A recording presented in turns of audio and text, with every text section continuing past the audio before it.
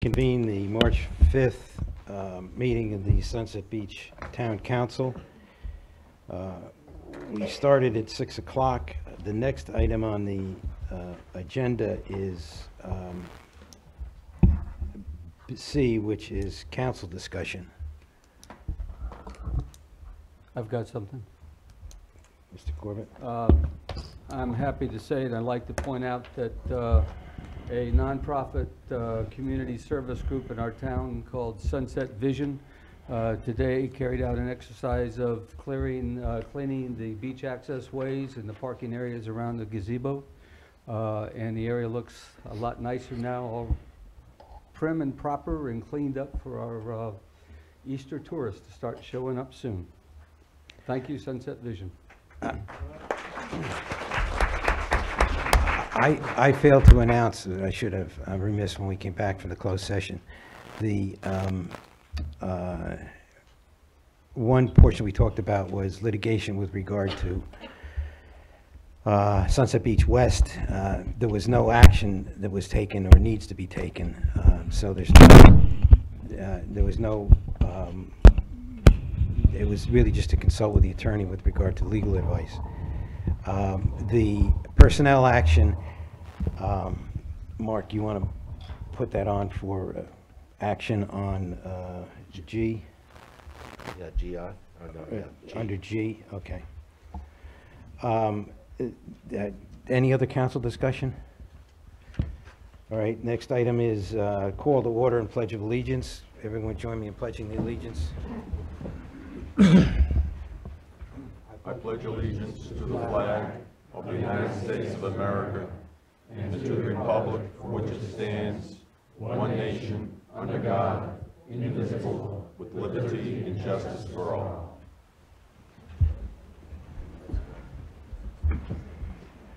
Does any member of the council have a conflict of interest or the appearance of a conflict of interest with regard to any item on the agenda? And if so, please state at this time. None appearing? No, Mr. Mayor. There's a couple of announcements that I would like to make, or need to make. Re-entry, hurricane re-entry passes are available. You should pick them up at the police department side of the town hall. There's different ones for the, at least there used to be, a different one for the island and the mainland. You need a valid North Carolina identification and your address and a property bill or something that identifies where the property is. And I suggest that you do it earlier rather than later, because last year we had a run on when we were going to, Irma was a problem, and I forget what the other one, Maria or something, was a problem. So be forewarned that it'd be a good idea to pick those up. Also, we received this is just for public information. It's from the Brunswick County Public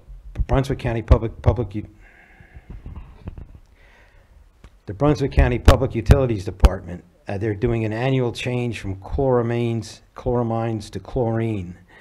I'm not going to read the whole letter, but the significance is that they'll use free chlorine as the primary disinfectant from April 2 to mid-June, and depending on the location within the distribution system and usage systems, it could be a week to 10 days for your drinking water to transition from combined chlorine to free chlorine at the beginning of the flushing program. You may notice a chlorine taste and odor in your drinking water while free chlorine is utilized. If you are especially sensitive to the taste and odor of chlorine, try keeping an open container of drinking water in your refrigerator. If you have any questions with regard to it, you should contact the County Public Utilities Department. The numbers are available on their website, or they could be obtained through Town Hall. The last announcement that I wanted to make was the town has received a grant from Duke Energy Water Resources Fund for our Living Shoreline project on the town hall. the town park. The information from Duke Energy is it's $34,950 to preserve the shoreline and provide food and shelter for aquatic and terrestrial species through use of riparian and marsh grasses and a living shoreline. That information will be available in the town hall if you're interested in reading it. The next item on the agenda is the public hearing was request to amend section 6.07 of the UDO. Do I have a motion to open the public hearing? So moved. Second. All those in favor? Aye. The hearing portion is now open for any testimony or comments with regard to the proposed language changes to section 6.07 of the UDO to provide clarity and several requirements for the Gateway Corridor overlay. No one appearing. Entertain a motion to close the public portion. So moved. Second. Second. All those in favor? Aye. All right, the next item is presentation of, the presentation of commendation awards has been moved. That's from Chief Claymore. That's been moved to a later date. The items, are they still there? The items here in front of me, the items here in front of the dais were received by the town. The plaque to your left is a recognition from the Lower Cape Fear Stewardship Development Award from the Lower Cape Fear Development Coalition. We went up to there was a luncheon in Wilmington a couple of weeks ago. They visit various projects within the Lower Cape Fear region, and when I say they're various experts that they use as a panel to go around and jury these awards for conservation issues, shoreline management, and things like that. We received one of the highest awards. It's in, if you're interested, it's in the pamphlet on the table.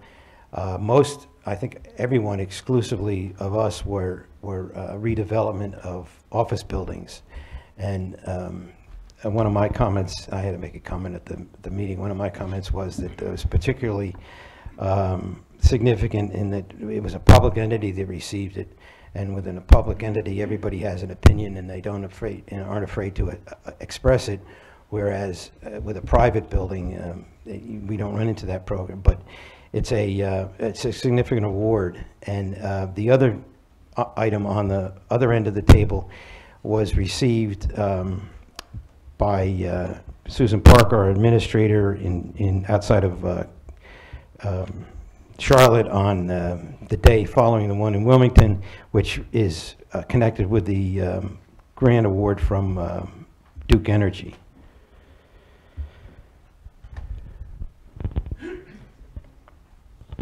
All right, the next item on the agenda is public comments on agenda items only.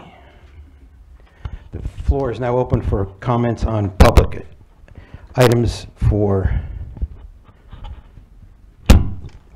comment by the public, those include the items on the agenda and those that, obviously not the ones that were removed, but ones that would have been added. Now's the opportunity if you have a public comment on anything on the agenda. Now's the opportunity to step forward and be heard. Identify yourself and your 3 minutes. To try and limit your comments to 3 minutes. Identify yourself and your address. Any members of the public? All right, that includes, I want, so you're clear, the public is clear, that includes everything that we place on the agenda. Karen, did you have a?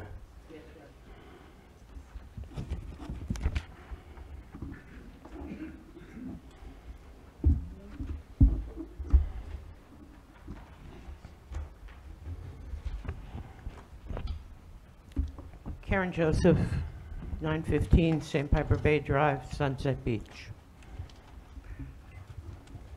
Citizens of Sunset Beach are gathered here tonight because we have heard through the rumor mill that 3 of you plan to fire our town administrator without cause. Well, allow me to give you cause. Let's see if we can agree on a list of horrible infractions Susan Parker has made.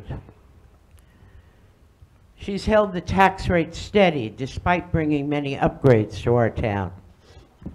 Outrageous. She has brought accolades and awards to our town. Horrible. She has risked her own well-being and safety during hurricanes. How dare she? She has worked side by side with our public works staff, getting her hands dirty and doing physical work with them. A travesty. She has brought many events to our town. The nerve. She's leading the stormwater project that has so long been ignored. Horrible. She has worked with the Department of Transportation to improve our roads at a reduced cost to taxpayers. Another outrage. She has boosted the morale of our staff despite the negativity they hear from some members of this council. How dare she? She's hired outstanding department heads and led them in efforts to improve and expand services to the citizens. The nerve of her. She's reached out to business owners to try to assuage the bad feelings they have toward the town's lawmakers. Thanks to Susan, the town received a grant for $100,000 to help fund the Main Street Sidewalk project. Terrible. She earned the $34,950 grant from Duke Energy for the living shoreline at the park. What a waste. She worked with a local Eagle Scout to create a $4,000 enhancement at the fishing pier at no cost to the town. I could go on listing Susan's accomplishments, and for those of you who didn't get it, that's what they are. She is a hardworking, smart, dedicated woman. And yes, I know from personal experience that some people don't like working with women. Well, to them I say, get over it. Susan always has a smile on her face. She is always at events that take place in Sunset Beach. I've even seen her directing traffic. I was on the council that hired her. We reviewed 120 applications. It took months to winnow them down. Throughout the process, Susan Parker's application rose to the top. At her interview, she told us she had her own hard hat and work boots. Karen, I'm almost done. getting close. And that she would be a hands-on administrator. She said, don't look for me in my office. Susan Parker is the best thing that ever happened to our town, and you should be ashamed of yourselves if you fire her. And as the saying goes, we will remember in November. Thank you.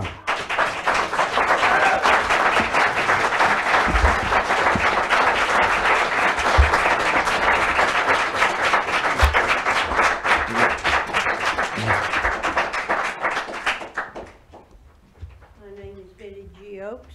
I live at 412 Covier Street, Sunset Beach.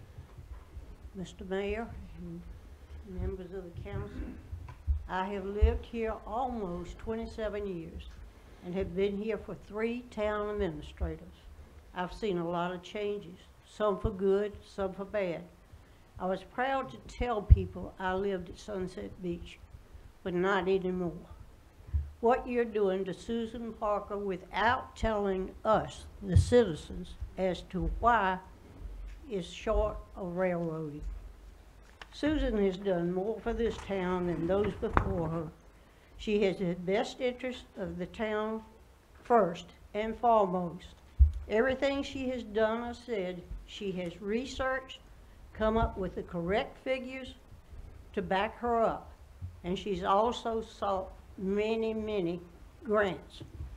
She carefully does the budget, weighs all the expenses and needs for the management and the staff. The police cars are being used 24 hours a day. They need replacing.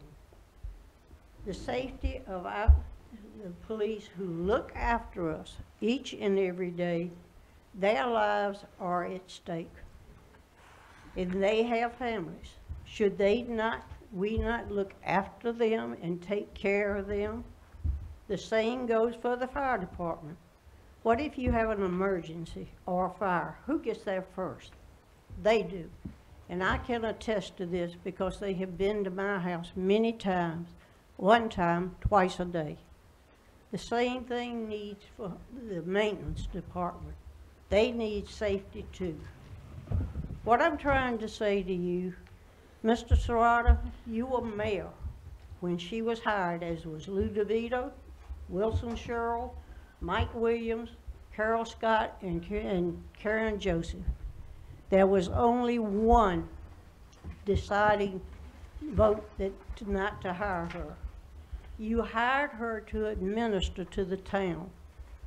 If you don't want an administrator, why hire one? That's what she's done. She's been an administrator. Now some of you on council, as well as some outside individuals, want to fire her because you and the other individuals want to control the whole town without telling your citizens. Why did you hire an administrator? Mr. Richardson, is this not illegal to have discussions that are getting out to the public before the meetings, and then the public calling and telling you about things? Again, Susan Parker is the best administrator we've ever had. I hope you'll rethink your things. Thank you. Thank you, Betty.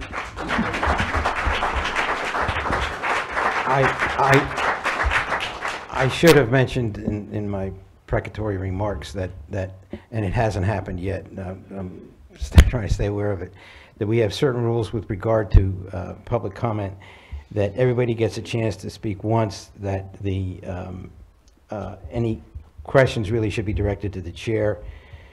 Personality should be avoided. I don't think it's taken place today. I just want to make sure that everybody's aware. That's part of our rules. And that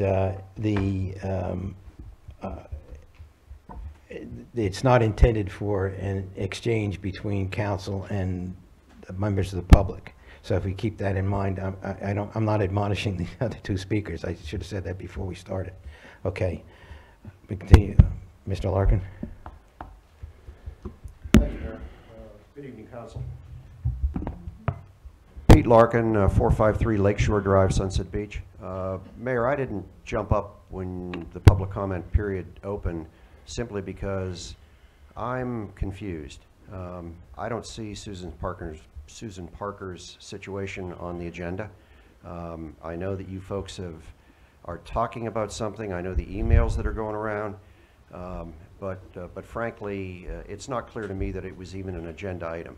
I'm not a fool, but and obviously there's some background subterfuge going on here.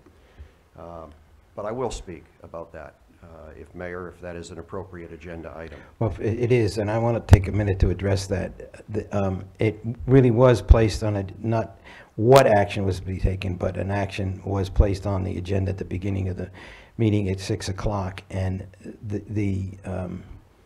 it's with the really the consent of the council that we've arranged and placed it at G after the public comment portion on the agenda, so that it would give the opportunity for the public to make whatever comment that they cared to make. Okay, so, but it could be that it's about Susan Parker, or it could be about where you're going to fire our attorney. Well, it is. Or that we're going to hire a dog catcher. It is. It's. But the concern was that the comment take place before the action was All right, taken. thank you for clarifying that. I gave my name, and I was proud to serve on town council for a 2-year term. I stepped in when one of our council members resigned, and unfortunately we've had 2 resignations in midterm of 2 prior council members, and we've had a resignation in midterm of a mayor.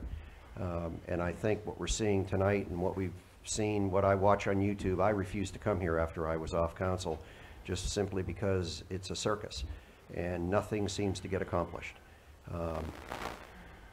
While Susan Parker and I don't agree on everything, and in fact, we don't agree on an awful lot of things, I've taken the time, she's taken the time to sit down and discuss things during the 2 years I served on council, and I always knew she was prepared. I applaud the wisdom of the prior council, as a couple of prior speakers have mentioned, that hired Susan Parker. She was just what the town, and is what the town needed as we move ahead. I'm on the board of a local nonprofit, Sunset Vision, which I'm also proud of. And we do fundraisings for local projects here in Sunset Beach to provide amenities for our citizens. And we listen to the citizens, we listen to the town staff as to what they think they need. Susan Parker has been instrumental in providing Sunset Vision guidance, coaching as to how we can best fit these projects into the town. And on many occasions, she has really brought these projects to life for us. She's always had the best interests of the town. She's rejected a number of our projects. Also, another agenda item tonight is the hiring freeze at the fire department. Please consider what you're doing. I don't believe that you appreciate what you're doing. I don't think you understand the workings of the fire department. I don't think you understand the continuity required for a full-time staff of people working together all the time. With the lack of overtime completely, and with the hiring freeze, you're going to insert part-time people into the equation. And part-time people certainly can be terrific firefighters, but unless they're used to working with that staff and our equipment all the time, there is not the same results as with full-time firefighters. Please consider that. Thank you. Thanks, Pete. Other public comment? Len?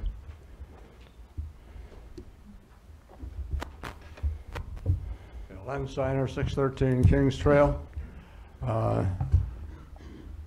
was on this council for 8 years, and we accomplished a great deal in those 8 years, and we were a harmonious council. This council is as fractured as any council I could ever imagine. The rumor about firing of Susan upset me no end. It's one of the worst things you could possibly imagine and do. You'll put this town back and put it on the front headlines of the Beacon as a place not to live. You're monkeying with all of our real estate values when you do this. You're monkeying with the future of the town. Susan is very well versed in all aspects of managing this town and any other town, has a great understanding of the numbers,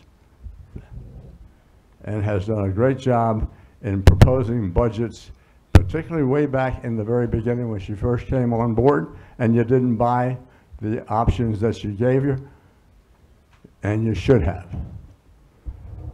I'm very disappointed in this council, and I hope that you all look into your own hearts and see what you're doing. You're actually tearing this town apart. Cut it out. Thank you, Len. Thank you. Gordon Colson, 7385 Belmore,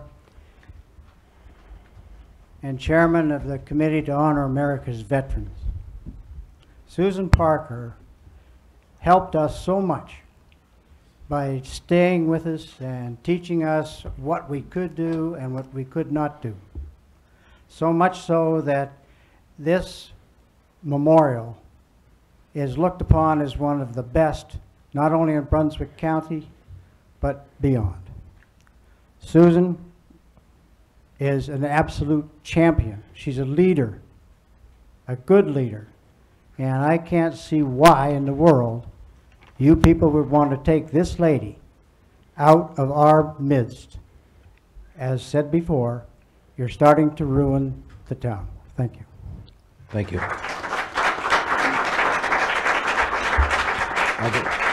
Wilson. Wilson Sherrill, 1112 Park Road. When I heard this fake news, and it is fake news and false news, that Susan was being considered to be terminated because she wouldn't lower property taxes. That is not her job. She and her staff prepares a budget to present to council. Council is the only one that can adjust property taxes by law. I also served 8 years on council and was a part of the council when we reviewed all of those resumes that came in. And as Karen has said, she was well qualified, she handles problems easily, and was head above all others. When she got here, she blended the staff into a cohesive group working together. Susan works hard, long hours, does a lot of research, is very detailed in everything she presents. She is always well prepared for any meeting, more prepared than I can say that some that sit on that dais is prepared for council meetings. If this decision is made to terminate Susan, this town is toast. Many, if not all, in my estimation, of the employees will be gone. So who is going to do the work? Not council. Within the past 12 months, because of the anti-development, anti-business, and anti-tourism position of some members of this council, we lost a major commercial entity in this town that was ready to sign on a dotted line and build a new building here and would have been a wonderful business. Susan is the heart, soul, and voice for this town. At the concerts, she walks around and meets and greets and talks to many of the people at each one of the concerts. Yes, there are problems in this town, but Miss Parker is not one of the problems. It is time for this witch hunt to be over. Leave Miss Parker alone. She is a friend to all the property owners in this town. She does not deserve this kind of disrespect from you. Stop it now, capiche?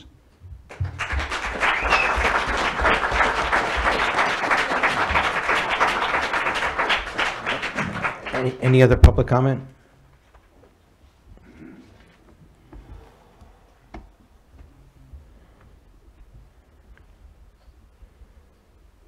Mike Williams, 303 Shoreline Drive, East Sunset. Hello, Mr. Mayor, council members. This is my first time back, and I just feel total regret as to hearing the rumor that is going around. I was part of council to hire her. As Karen said, we had so many applicants, and she rose to the top. She's one of the best things that has ever happened to Sunset Beach. I see her on weekends. She's around the roundabout, working down there. She's at our events. She's got an open door policy, and she does everything in her power to try to improve Sunset Beach. Recently, I had a conversation with Debbie Smith. I said, Debbie, you probably love Sunset Beach. She just grinned from ear to ear because they're getting the tourists, they're getting our tax revenue dollars, they're building, and what is Sunset Beach doing? We're sitting back, letting these other communities take advantage of what we have right here to offer them. I hope you reconsider if there's a vote tonight not to terminate one of the best things that has ever happened at Sunset Beach. Thank you, Mr. Mayor. Thank you. Thank you, Mike. Sir? Yes, my name is John Seabach, 1824 Seaside Road, Southwest Sunset Beach. We have to take it in consideration that we are running a business here. Miss Parker, she's a sweetheart in many people's eyes. But I also noticed that she is lacking certain qualifications within the business. I think she's given more than basically she can chew. So, with that being said, please remember that we are running a business here and not a charity contest. Thank you. Thank you. Well, come on, let's, come on, extend courtesy to everybody that speaks. Ann? Chief? No, I just told him, Mark. Can't hear him, Bob. Ann Bockelman, 404 3rd Street. I'm very distressed with the rumors that I've been hearing about what may be done with Susan Parker. I too agree that Susan is one of the best things that ever happened to Sunset Beach. She is an administrator who manages a staff of diverse personalities and has helped them be a cohesive, effective staff. We have one of the best towns in North Carolina. But when this council tries to get rid of an effective, confident, intelligent, assertive, and capable woman, what kind of a message does that send to other communities? And also, what kind of a message will it send if you do decide to dismiss Ms. Parker to other people who might be candidates to be an administrator in the future? I don't think they're going to be very interested. Our town has had a reputation of being difficult to work in, difficult to live in, difficult to do business in the past. And that reputation has slowly improved. And the time span over which it's been improving has been since Susan Parker has been the administrator. I really think you're making a mistake here. And I hope that you are big enough people to look at the people in this room who are so concerned about this decision that you're considering, and that you will look in your heart and look in your brain for a sensible solution and not take this action. We need Susan Parker, and I hope that we can keep her. On a separate small note, I'm going to mention that I know you have Cabanas on the agenda tonight. Just two quick things I'll say. The fire department has only asked you to make a determination about baby cabanas, that, you know, let's have the babies wherever they want to be. But we've worked out a way, finally, after year after year after year of coming up with the rules again, that the cabanas work. The fire department's happy. They're not having issues. The people are happy. Last year, you remember the 350 emails that came when you threatened to get rid of the cabanas? Please don't do that again. Let's not put another black mark on our beach. Thank you. Thank you.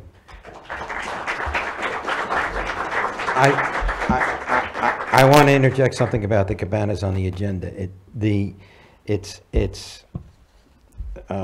council is aware of this, but it says beach-related issues, cabanas, police presence, and trash, and really that was a carryover. Those issues have been dealt with, and the only thing dealing with the cabanas that the council was going to discuss tonight was restricting retail cabanas, commercial cabanas.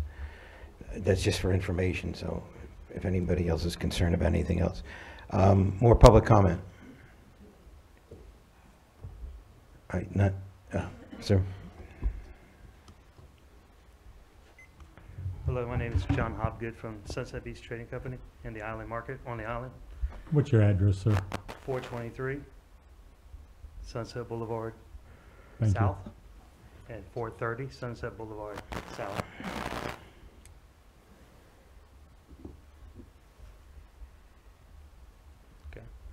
I just wanted to say, I won't repeat what my wife said when I mentioned to her that what y'all are discussing tonight about Susan Parker. My father-in-law used to sit up here as a member of the council, and he said she's probably possibly the best thing that ever came up to this town, and it's like one step forward, two steps back. It seems like the town is afraid of the professionalization of the town, and that's what needs to happen in this town. It's been needing to happen for a long time, and it's starting to happen. Some of the people she's hired are the only people I've seen from the town coming out to visit businesses. I've spoken to 2 of you on the board that are currently on the board. I've spoken to some other board members in the past. But the relationship between the business community, at least on the island, and the town has always been a little fractured, maybe due to a lack of interest to the town, maybe to other citizens. I'm not sure. But if you're going to do what it seems like you're going to do, I think it's a shame. I just wanted to mention that. And Karen Joseph said it the best in what she said. So I'm a little upset about that.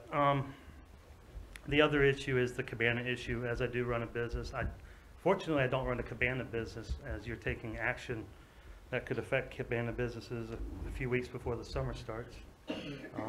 It seems that communication to tourists, rental companies, and real estate rental companies ought to be considered. Maybe this is an action that should have been taken back in the fall if you're going to be changing someone's business plan so close to the start of our season.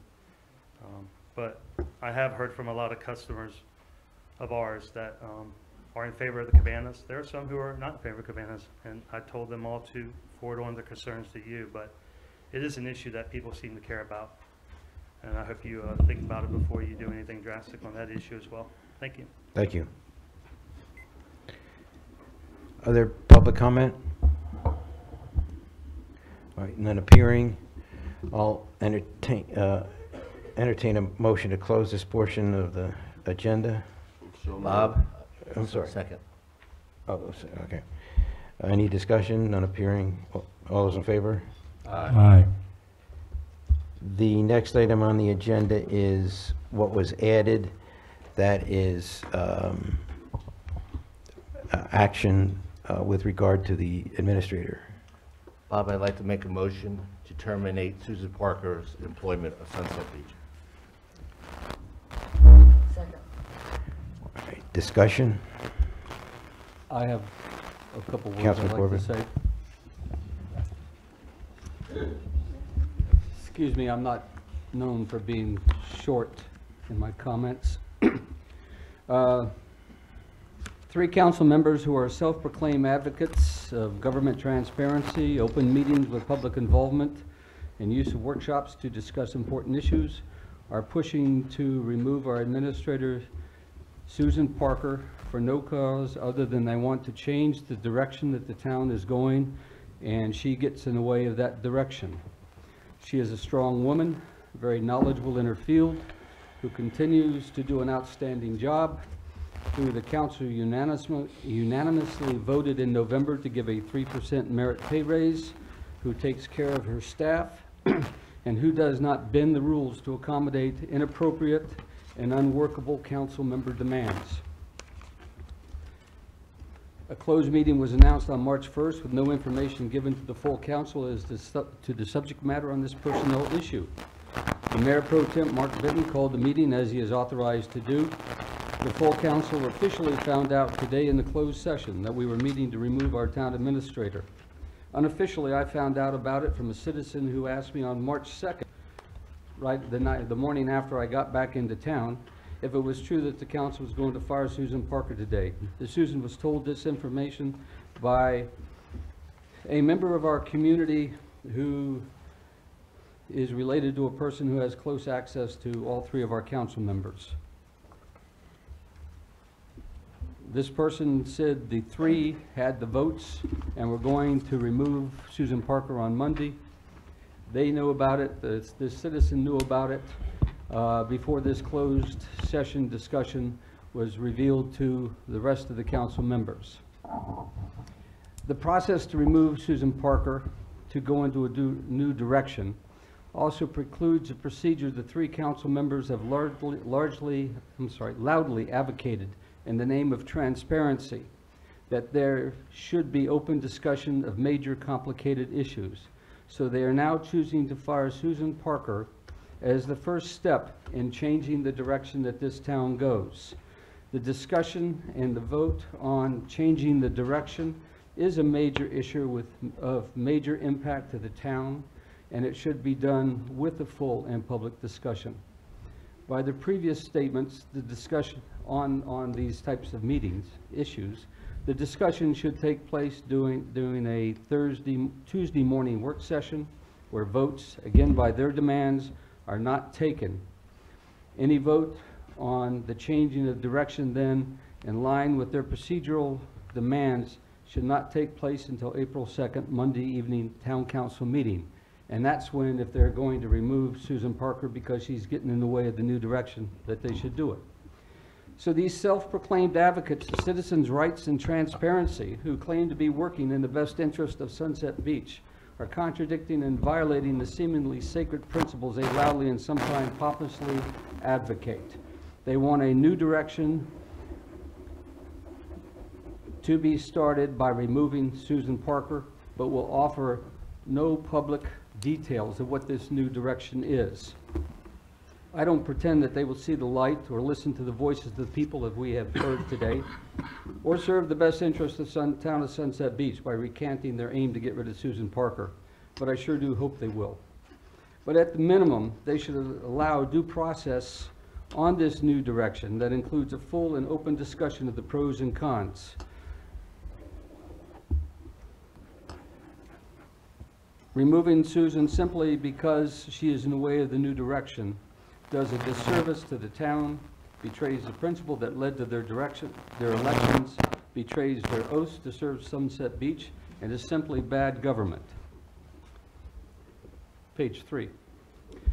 Claiming to seek a new direction for the town is an interesting approach, but first they should clearly identify what is wrong with the town, what is wrong with what the town is doing now, and really important, clearly identify what the new direction is, where it is going, and what it is going to do to benefit the town, more than what has been accomplished, and why Susan Parker is not the one to be leading this effort. One more thing, they're opening this town up for a long and expensive series of litigation directly related to removing Susan Parker.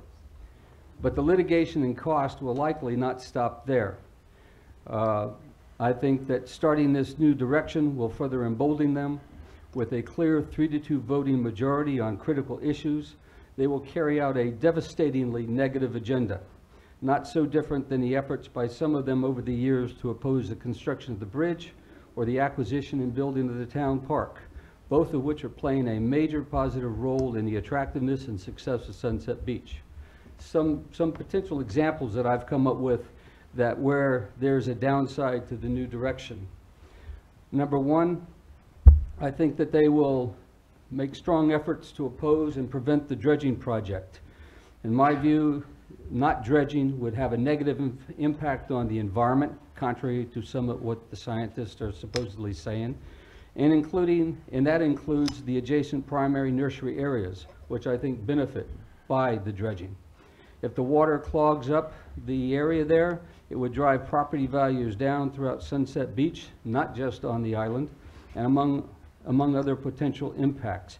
Stick the town with a bill of over $400,000 for the dredging work project that has already been done, that ultimately the town would have to pay if the dredging does not go through. That's because, although it's not formally decided, the property owners adjacent to the waterways likely will be the ones paying for the dredging cost, along with the $2.7 million grant already allocated by the state that was acquired in large part with Susan Parker's diligent efforts in coordination with the consultants we had.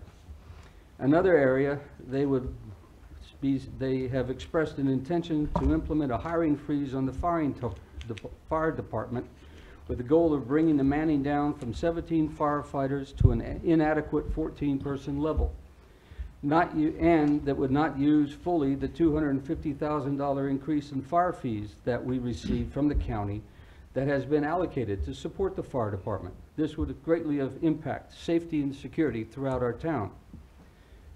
Closely related to this, they're talking about implementing a freeze on overtime for our fire department and police department, further impacting public safety and security and ignoring the realities of how mission-specific operational schedules need the flexibility that overtime provides.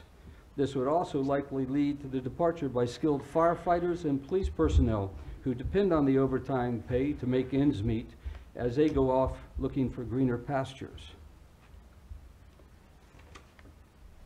Page 4. Continuing to obstruct the uses and enjoyment of the town park and obstructing improvements such as the environment project to build the living shoreline. I noticed that there is at least one comment on the Facebook page that takes this living shoreline project, which we just got an award for, and calls it a boondoggle. Kind of reflects the attitudes here. Again, as pointed out here, challenging the use of commercial cabanas on the beach or the presence of cabanas at all in line with the efforts of at least one of the council members since 2007. This continues the theme of keeping visitors who are important to our economic vitality and property values away from Sunset Beach. I also anticipate that this new direction would be challenging and obstructing the planning, coordination, and execution of the very successful annual celebration of Sunset Beach that is the Sunset at Sunset Festival. Having not been able to chase away the person who has chaired the committee for the past few years and diminishing the outstanding work of the volunteers, they are now trying to extract a profit from the event without a clear understanding of how the event funding is handled, or without appreciating that the event has been self-sustaining for the past 8 years, or without knowing what they would do with these profits. Why do they want to mess with success? So if Susan Parker leaves, and so this new direction began, also, how would the rest of the town staff react? Would those in key positions who have the flexibility to do so leave because they do not want to work in the uncertain environment the council has created? Would staff safety, workplace management issues, and workplace security issues that Susan Parker has kept a lid on with good management and good leadership become active issues with potential for litigation? Would every misstep, innuendo, off-color remark, or perceived intimidation by a council member become a target for staff response and litigation? Of course, this is not to imply that anyone of the town council has ever done anything that would merit a staff complaint or accusation. I cannot see anything positive or beneficial to Sunset Beach that comes from removing Susan Parker, particularly as a step in the new direction. And it makes me think I don't see anything positive in this so-called new direction. So I ask, Mr. Serrato, are you going to change your mind and on firing Susan Parker? Not likely. Mr. Benton? Ms. Harris? No, I didn't think so. As I feared, it appears I have not been able to change any of their minds. I'll stop here for a few minutes in case anyone else has anything to say, but I'll retain the option to speak some more.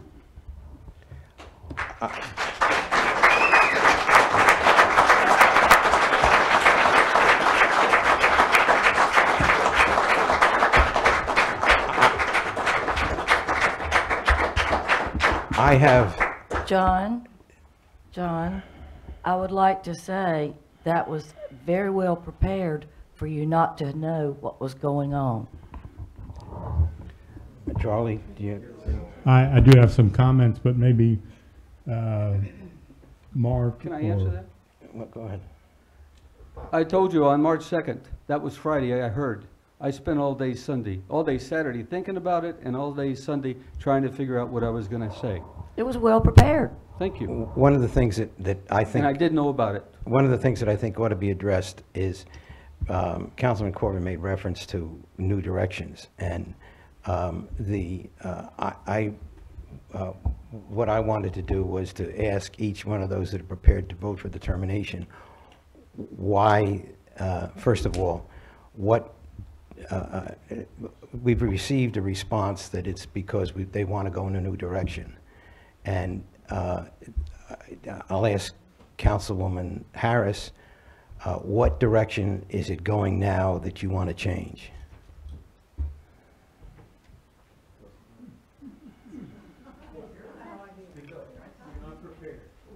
I want to ask her, the second question is what new direction she wants to go in that we're not presently going in.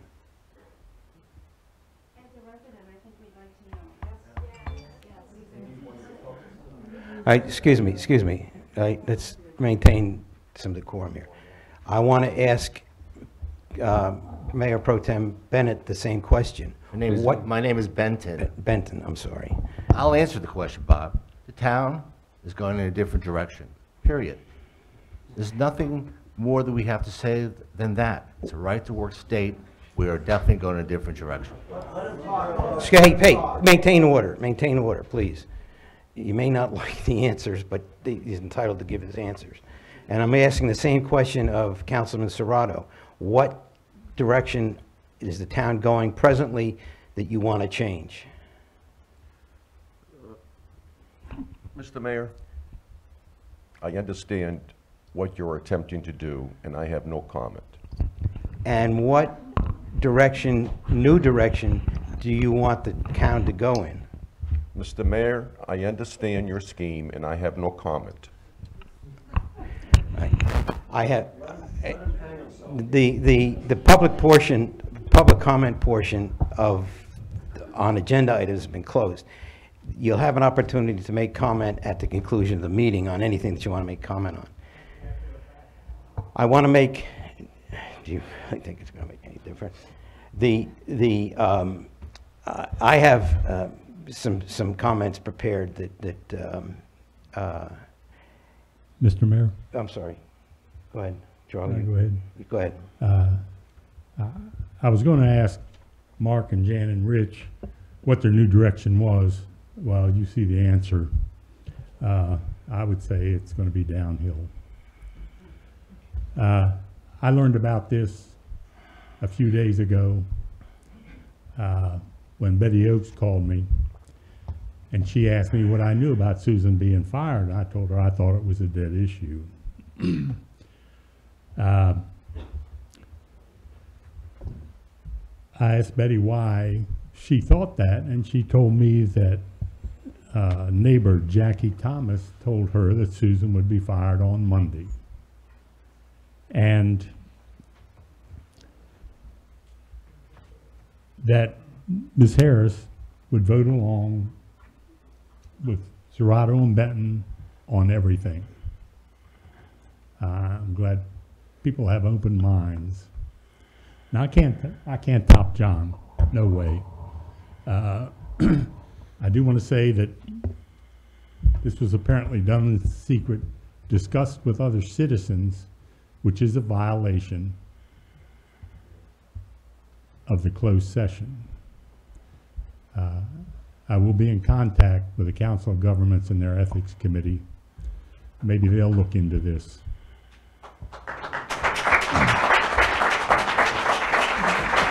Mr. Mayor. I'm not finished. I have the floor. Go ahead.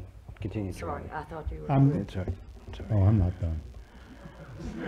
I won't be as long as John, but I'm not done.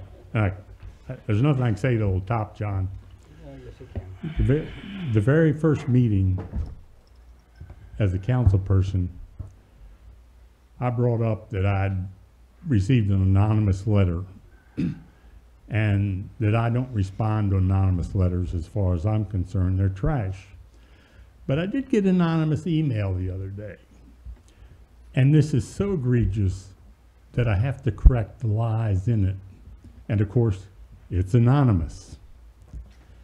Insider info. On Monday, Susan Parker will be fired. More info. 2 of our police were... I am talking. Excuse me. That is anonymous. We don't do that here, Bob. I'm in charge of this meeting, Mr. Benton. If someone's going to put this out, they have to put their friggin' name on it. You may not like the result, but he's entitled to read it. He just said it's a lie. Now he's going to read it. Now, that's right, I am, to point out the direct lies. If you know it's a lie, why read it? Well, let's not get in an argument about it. I've said, I'm running this meeting. Proceed, Mr. Mayor. Insider info. On Monday, Susan Parker will be fired. More info. 2 of our police were fired because they parked in the Bridge Grill stop drunk women and entice them to give them B jobs. That is such an outrageous lie.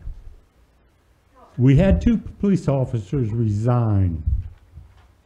To put anything like this out, someone's got or thinks they have inside information. Personnel matters are not discussed in public. Also, the 3 council members, Jan, Rich, and Mark, haven't been given the access code to the back rooms of the town offices, but the other 2 are. Absolute lie.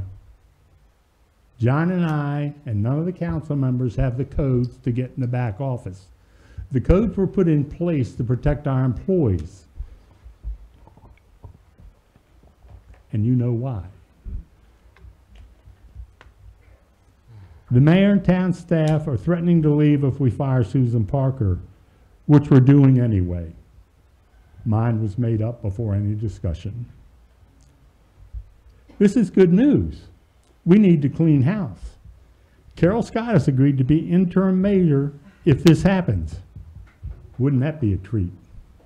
Okay, why don't you ask me? Plus, we learned that the fire chief won't go into burning building because they said he'd have Mr. a heart Mayor. attack. I am not done yet. I have the floor. Mr. Mayor, I would like to call the question. We've had more than 10 minutes of debate. We have had way more than 10 minutes of debate, and each of us have gotten to speak. I call the question. I have not had the chance to speak. You have. I have not. I would like to finish. I mean, if you're afraid of what I'm going to say. I'm not afraid. Oh, okay. I'm sure you're not. We learned the fire chief won't go into burning building because he said he'd have a heart attack. If so. Other firemen are threatening that if he doesn't, they won't either. That's a lie. Firefighters do their jobs, no matter what. In addition, at the last council meeting, this was brought up when the chief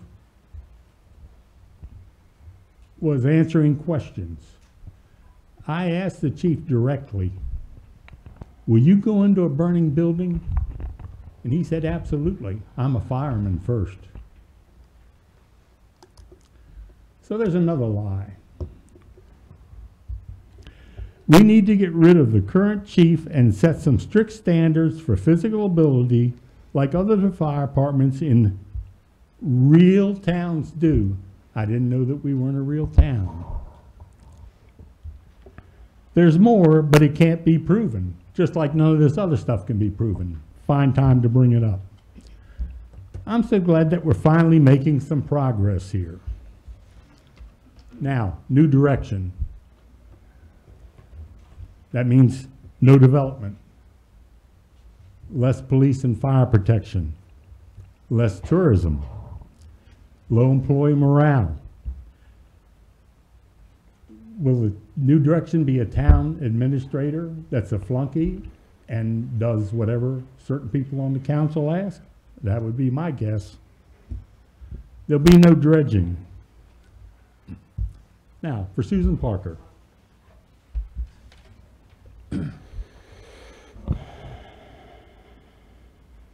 Well, first, we're going to get hit with a civil suit by Ms. Parker.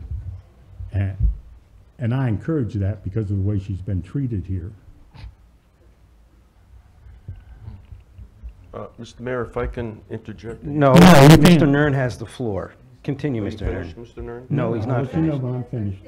Thank you.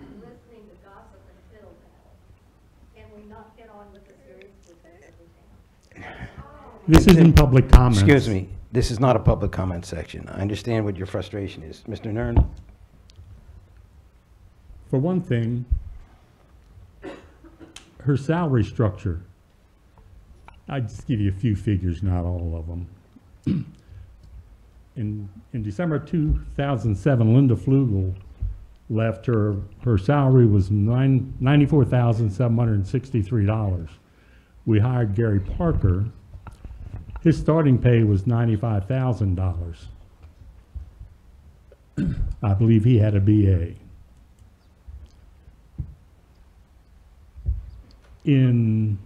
When he left in December or the end of 2013, he was making $118,518. Susan Parker was hired at $85,000, much less than what Linda Flugel was making. Granted, it was 11 years before. And still, with her last pay increase, she's only making $101,125. That's $17,400 less than Gary's final salary. Susan has a master's in administration. This reeks of sexual discrimination. There's also the idea of a hostile workplace. Gary sat in his office all day and did nothing. It was hard to get in to talk to him. Susan has an open door policy. She works 7 days a week, 24 hours a day if needed. She's brought the towns millions of dollars in grants.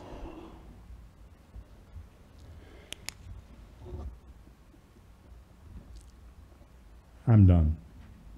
All right. I'd just like to address one thing. This letter here.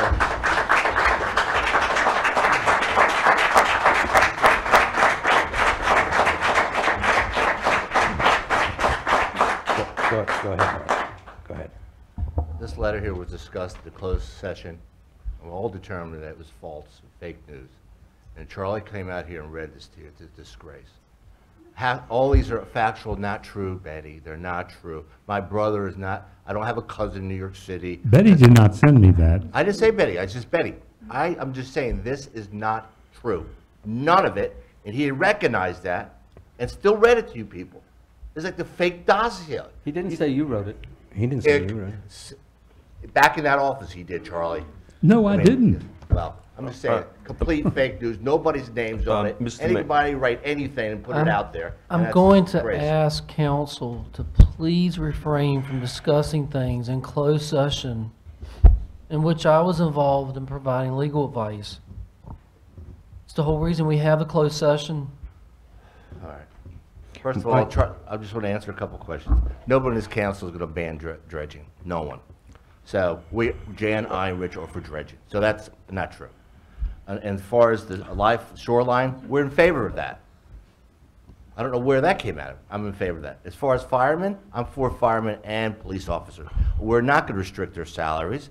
Charlie, no one ever mentioned that to you. You guys are a bunch of fake news people. Throw it out there and think people believe this.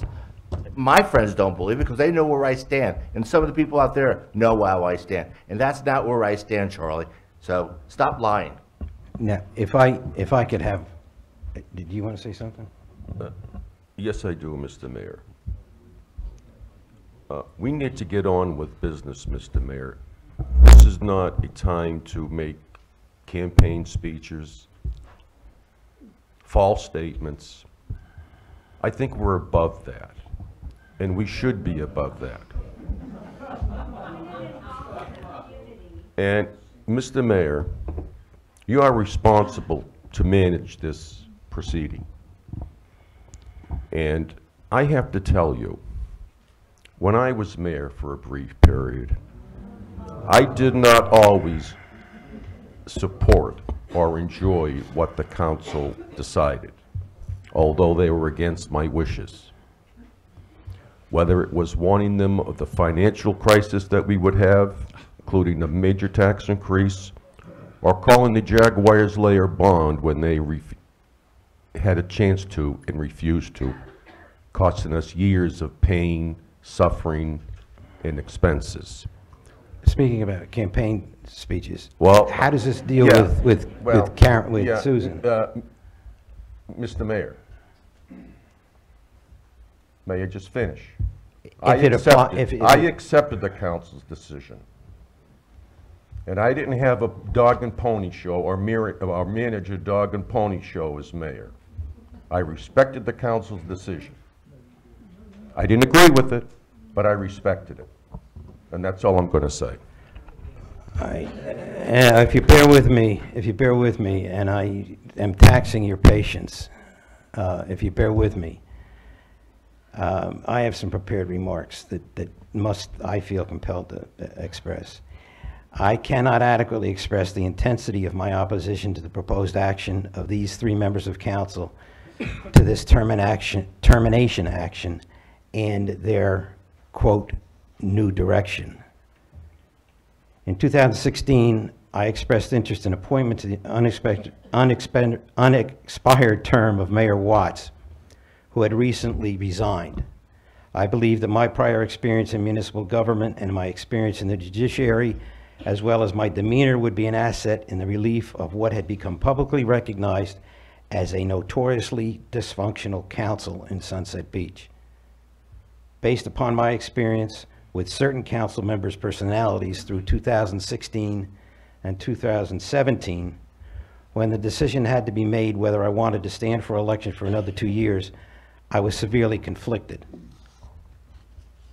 Upon reflection, I felt an obligation to continue to exert my best efforts to bring responsible public policy and cooperation to government in Sunset Beach, and therefore, with some reluctance, filed to run for the office of mayor for another 2-year term, realizing that I have an abiding interest in the welfare of Sunset Beach.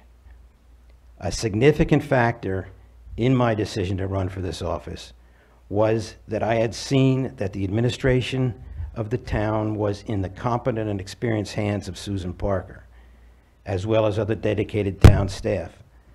I felt that with the dedication and professionalism I had observed, despite personal vendettas and conflicts engendered by some members of council, we could continue to make significant strides in sound, responsible public policy for the benefit of all Sunset Beach residents, which I believe we have done.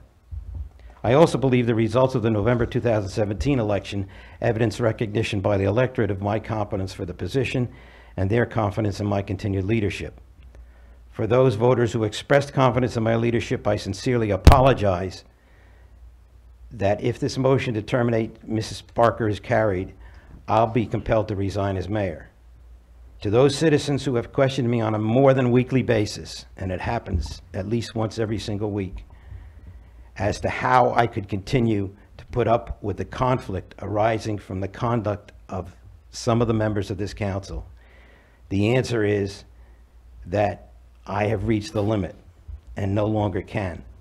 I've always endeavored to extend courtesy and respect to the opinions of all council members, to recognize their right to their positions and to express those positions, even though I might feel that they were often ill-taken and based upon fallacious information, personal agendas, and prejudice.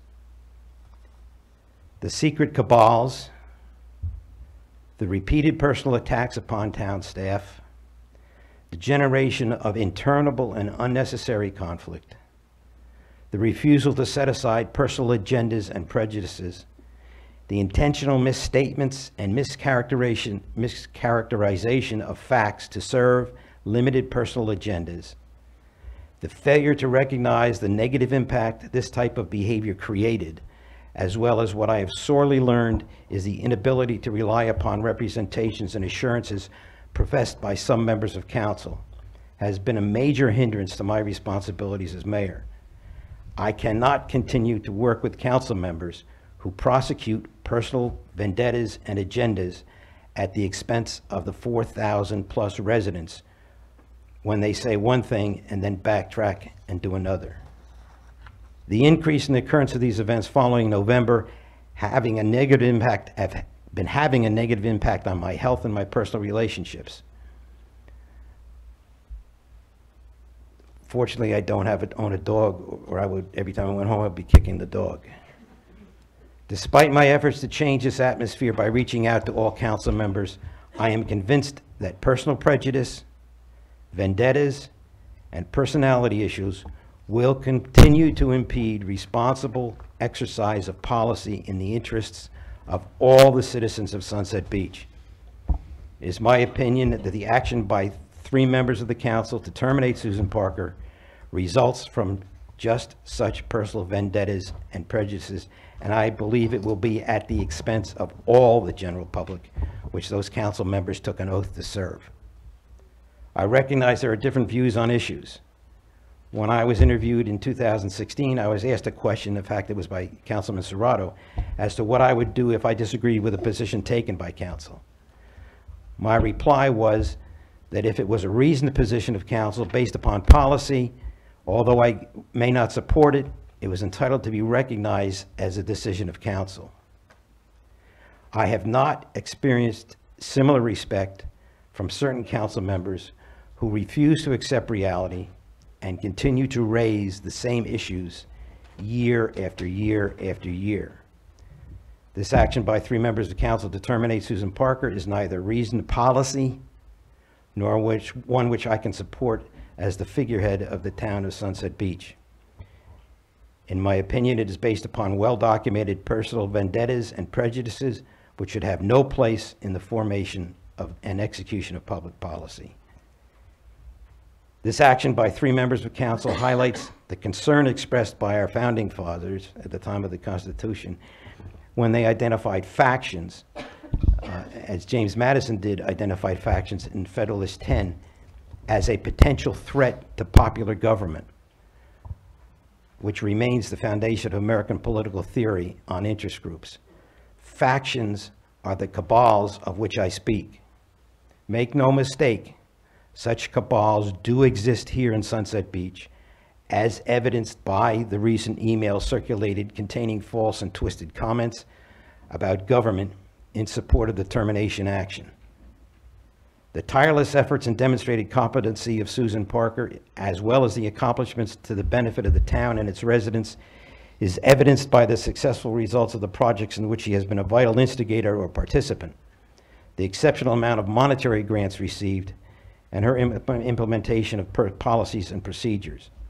In my opinion, the opportunity to continue the improvement in municipal government in Sunset Beach and services to our 4,000 plus residents is being sacrificed to the personal vendettas, agendas, and prejudices of 3 council members.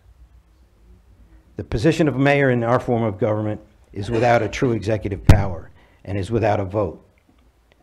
The significance of the position is to provide leadership and utilize powers of persuasion to foster cooperative relationships and compromise and to influence voting members of council to undertake reasonable policy in the best interests of all of the public.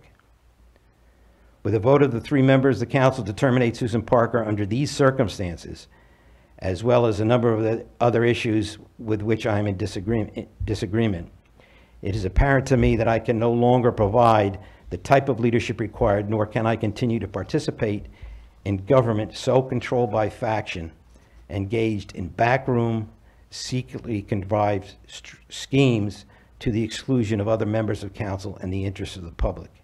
Therefore, if the vote is to terminate Ms. Parker, I feel compelled to step aside and allow another to assume the responsibilities of mayor.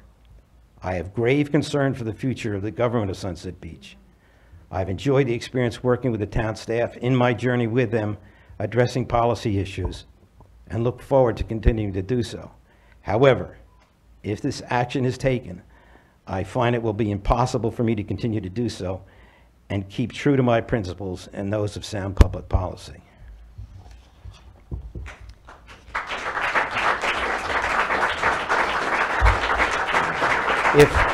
Mr. Mayor. If there are no... Mr. Mayor, I would now like to call the question. I was just about to say, if there's no other comments, there are no other comments. Okay. Lisa, roll call vote, please. Councilwoman Harris? Aye. By the way, wait, the affirmative vote is to terminate, so everybody's clear. Mayor Pro Tem Benton? Aye. Councilman Serrato? Aye. Councilman Corbett? Nay. Councilman Ernst? No, I'm disgusted. Okay. Moving on. The next item is minutes for approval. Mr. Mayor, I'm do you sorry. wish for me to be present for the remainder of the agenda if there's items on there you wish for me to be a part of? Only with regard to the, and it's up to the rest of the council, only with regard to the commercial aspect of Cabanas. It's up to us to do that. I'm happy to, I mean, I'll do whatever you wish. I'm happy to address the commercialization aspect if you wish. Well, the question was whether we could distinguish between, I understood the question, whether we could distinguish between personal cabanas and those by commercial entities in banning. And have permits for them. I believe you have the ability to restrict the cabanas on the beach. It's all going to depend on what kind of language you wish to use, permitting, whether there's an exception for people that are oceanfront in the BB1 district. But yes, I believe the town has the ability to place restrictions on. Excuse me. We're still conducting a meeting, please. If you want to talk, please go outside. I certainly believe, consistent with towns like Wrightsville Beach, you can place restrictions and permit fees and those sorts of things. It all depends on tailoring the language to serve the council's desires, and working on the language. We can do that with Hiram, I'm assuming. And you've got one beach, for instance, the one escapes me, but they've outright banned all cabanas, recreational or commercial. That's So Ocean Island. there's really, whatever you wish to do, I think we just need to work on the language to achieve the town council's ultimate desired wishes. Okay, with that having been said, we really don't need you to determine what the council wants to do. It would just be a matter of me working with probably Hiram to Right. come up with the language. The council's got to address and make a decision, and they don't really need. Grady, just so that I understand correctly, we can allow recreational cabanas and at the same time eliminate commercial cabanas. I believe that you can pass legislation for the town that differentiates between the two, assuming you have a reasonable basis for doing so, in the interest of the public's health, safety, and welfare, and the public trust uses of the oceanfront beach. I think that's not an Mr. advocate. Mayor? Wait, that's not an advocate. I think what it really means is there's no prohibition against your doing that. Yeah. Mr. Mayor, the topic that we had, though, and the question we asked is, can we have a permitting process for commercial vendors? That was the topic for today. Depending on what your permitting process is that council wishes to give me directive on, yes, I believe you can adopt a permitting fee schedule. There's not a prohibition against it. There wouldn't be. No, I mean, Okay, Wrightsville Beach has a permitting fee. I think there's an annual permit fee paid by commercial vendors and nonprofit vendors for the cabana or umbrellas and that sort of thing type of enterprise. But not for recreational cabanas. I do not believe Okay. that Wrightsville Beach prohibits or restricts private cabana usage. And that's just, I'm giving Wrightsville Beach as an example. There are other towns like is it Holden Beach. They don't have any restrictions on either one of them. And then you go all the way over to Ocean Isle Beach, which restricts both all the way, prohibits them. Does any member of council think that there's any more reference from the attorney that's The necessary? only question I have for you is if we allow the people who have the cabanas now, the commercial people, to do on a spectrum of things from nothing to outright prohibition of all cabanas if you want to, in the interest of the public's health, safety, and welfare in the public trust lands. All right. That's it, that's all I need. We need him for anything else? No. Thank you. No. Thanks, Grady. All right, Thank good you. night. All right, on the minutes, there's 4 meeting minutes. Councilman Corbett, you had a suggested change on the February 20th, 9 a.m. meeting. I sent that in. Yes, I did. I sent it in. Lisa, do you have it at hand by any chance? I have it. It was, I put changes on 3 of them, so that. page, on 3 of them. Yeah, page, which one was that? It's on page 2 under presentations, talking about the scoping meeting. On that particular one, the minutes said that we were told that there would be a scoping meeting in March, and my understanding was Mr. Nern and Susan Parker, not, what's his name? Our briefer and Mr. Susan Neal. Parker said that we haven't had a meeting set up yet. So there was no meeting scheduled yet. Am I to understand there is not a scoping meeting scheduled for March? Please use the mic, The Jan. third scoping meeting at that time had not been set up. I'm not aware that one has been set up yet. Okay. Please use the mic in the future. The second one was on page 3, which was under fire department staffing hiring freeze, where it said, Councilman Serrato stated that vacancies needed council approval before hiring. Yeah. I thought I heard and that you had corrected him and said the council does not have to approve the hiring for vacancies. Well, my recollection was that he did say it, and I corrected him, and it says the personnel policy is, that responsibility is with the administrator under the personnel policy. Which is what I heard. So, but he, I mean, it's correct. So that he another said- statement he did should be say that it, but he was in said error it, when he but you said it. corrected it and said that Right. So- that was not correct. That was not wrong. And that was not correct. And you said there was a third one?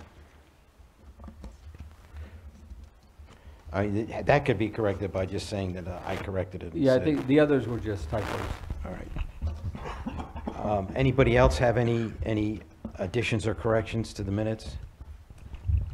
With those changes, do I have a motion to accept the, Mr. Mayor, I accept those changes, and I wish to file a motion to approve the minutes as stated for the 23rd, February 5th, and the February 20th meetings. is there a second?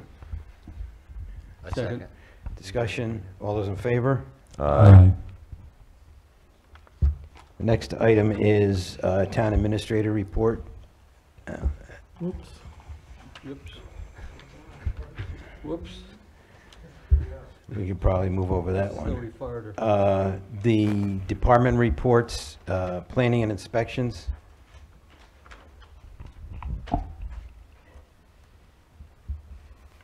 Good evening.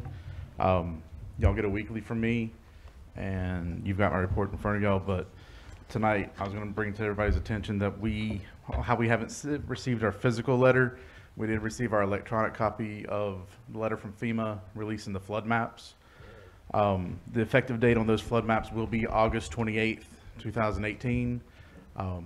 So we will have to have our ordinances updated to include everything that's under 44 CFR 60.3E for coastal area hazard areas to our ordinances. Staff's already been working on that with the planning board. I'm going to a meeting tomorrow with some state representatives also regarding flood ordinances to make sure that what we are proposing does encompass everything. But we will have 6 months to finalize the adoption of that ordinance and these maps. Even if we adopt them sooner, they still aren't effective until August 28th, so we've got the time to adopt. If there's any other questions? Any other questions? All right, thank you, Hiram. Thanks, Al. Hiram, I really appreciate your weekly reports. That's Yes, ma'am. really nice to have. Thank you. Fire Department?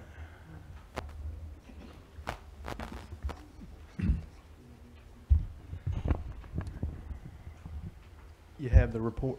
Is that working? You hear me? Yeah. You have my report.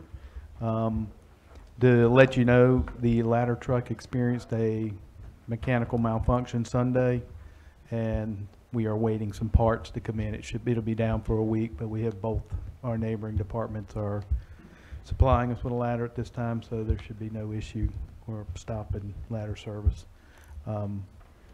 Any other questions? None. All right, thank you, Kevin. Police report. Good evening. My report is included in your packet. Be happy to answer any questions you may have about that. If none, I just want to let everyone know, if you have not seen it, on our Facebook page, Officer Colby Bean graduated from a crisis intervention training that was held at the Sunset Beach Fire Department. He is now a certified CIT officer, which enables him to better deal with persons with disabilities. Be definitely a benefit to our department. Very good. Thank you. Thank you, Ken. Stormwater management report.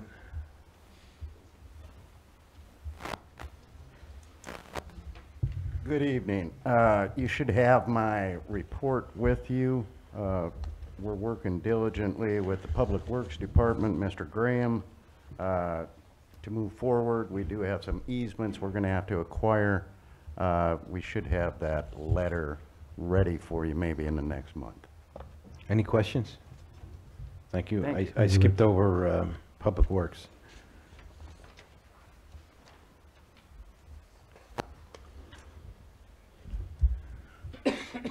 For the causeway repair that's being done out there, they are looking to try to be done the week of March the 19th.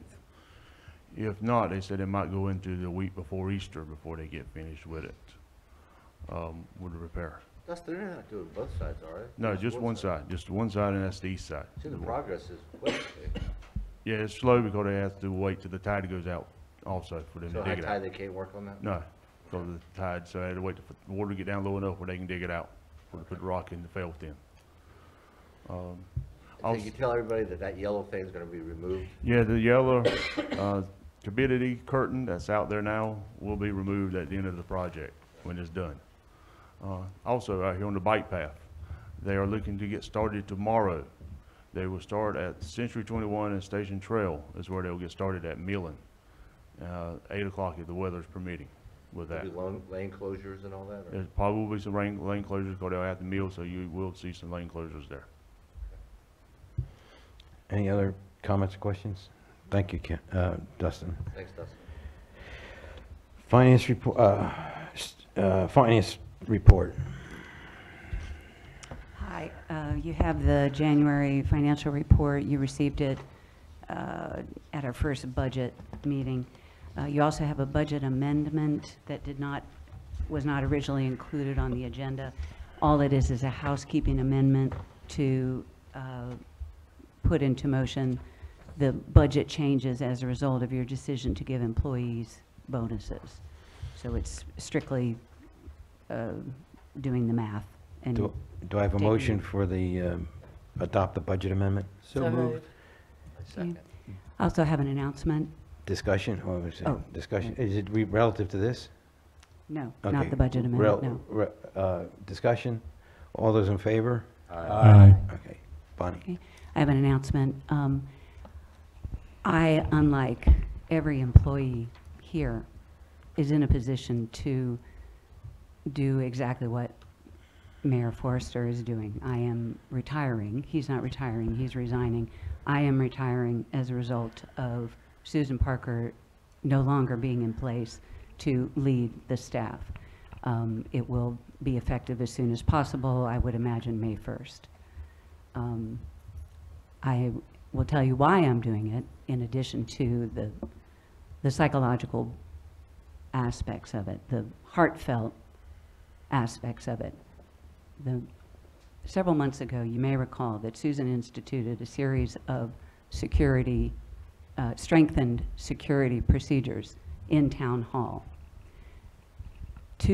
At least two employees, I don't know, I know of 2 employees, sent an email to Susan Parker expressing the fear that I felt. I was one of those 2 people. I have the email here and I'd like to enter it. It has so far been kept confidential, but because I wrote it, I can put it into the public record. And I would like to read it now with your permission. If not, I will just give it to the Brunswick Beacon and have it placed in my personnel file, but I would like to read it because it's germane to much of the conversation tonight. Please do. I'm sorry? Please do. Okay. Susan, this was written on October 17th. I had been here a year at this point. It occurred after a very contentious council meeting in which I'll go into detail with the information, with the narrative I gave to Susan.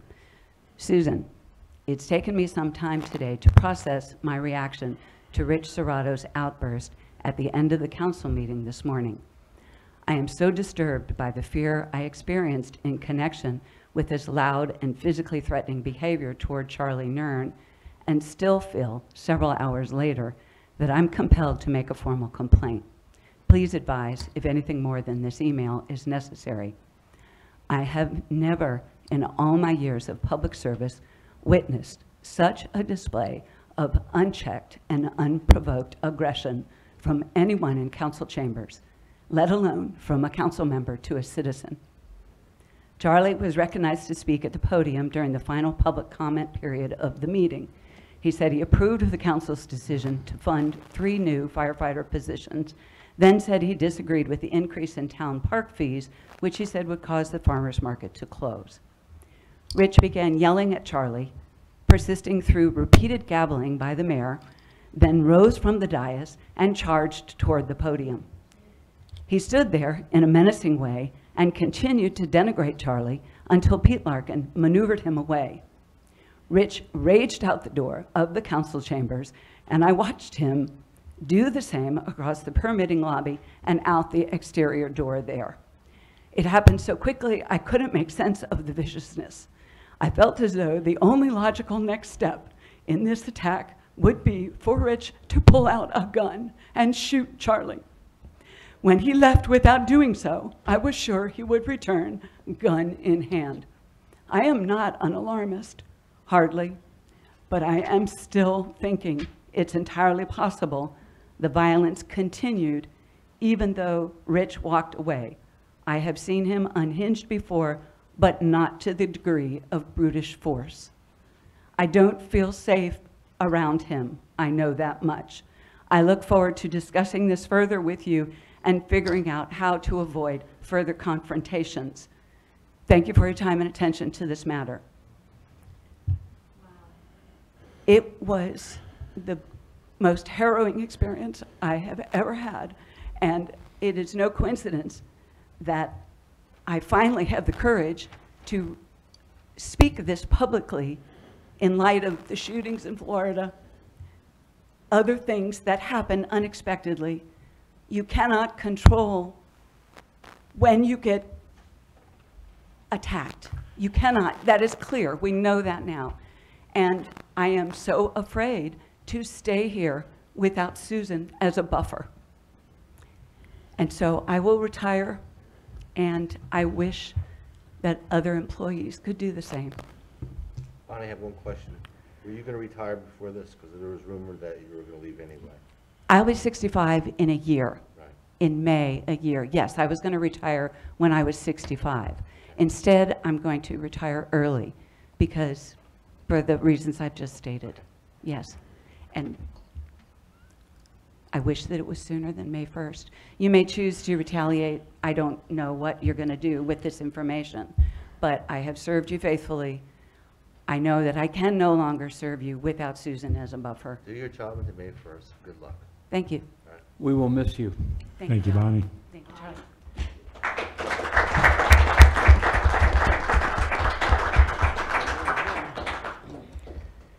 The next item on the agenda is old business, the UDO Amendment, Article 6, Section 6.07 Overlay District.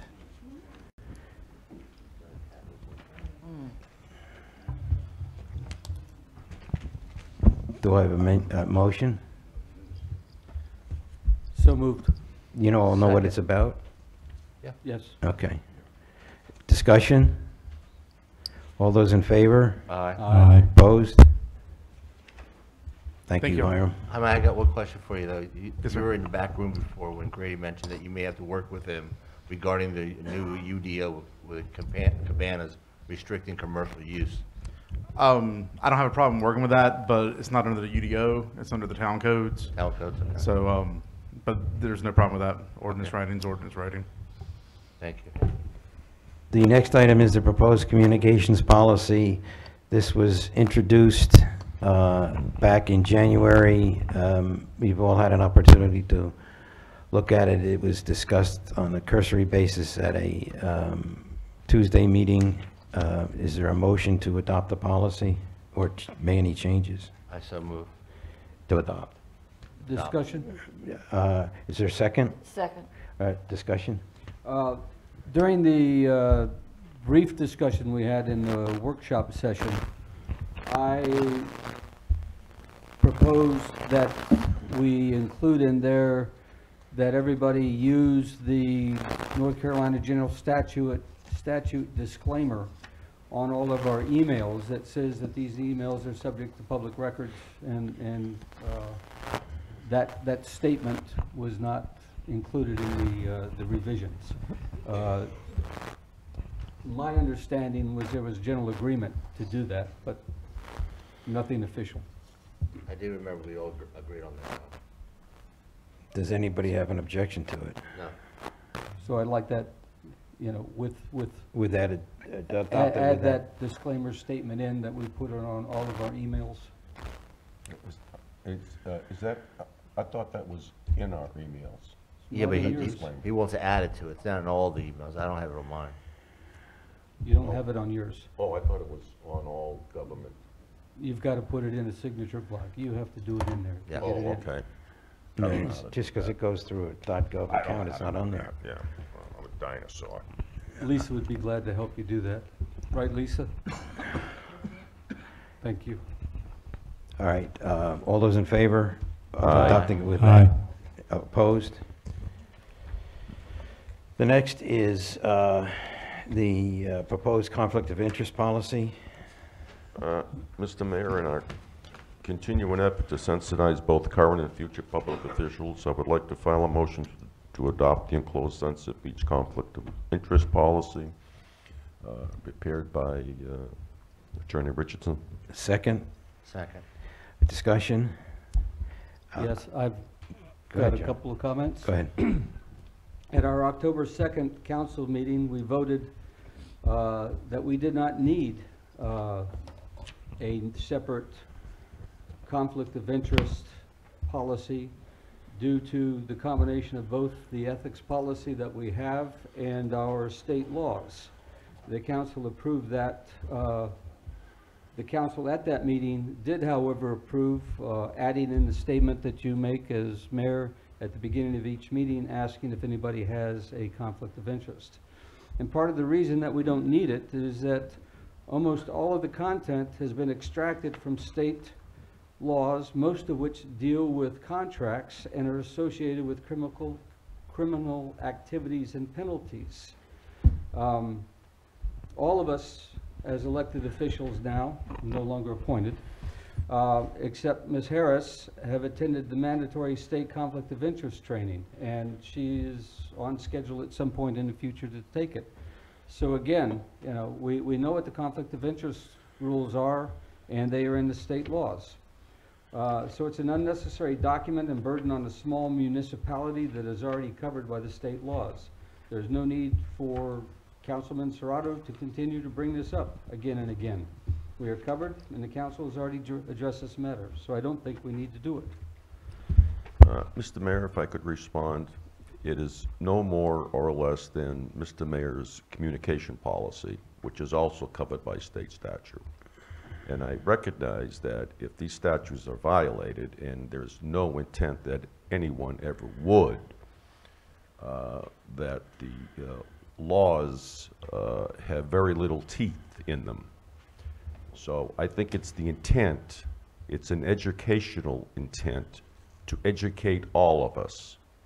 And so that we can feel free to ask in public if anyone questions one's conflict of interest or the appearance of conflict of interest without any fear of retaliation or criticism.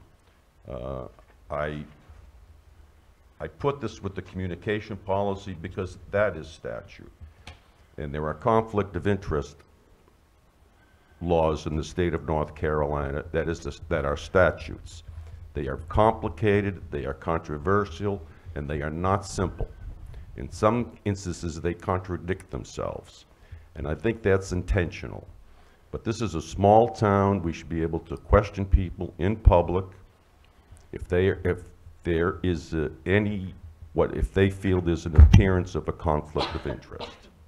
To me, this policy is well overdue in this town. There's nothing in that piece of paper, which is a hollow piece of paper since it's already covered in the statutes, that says you cannot do any of those things that you just raised.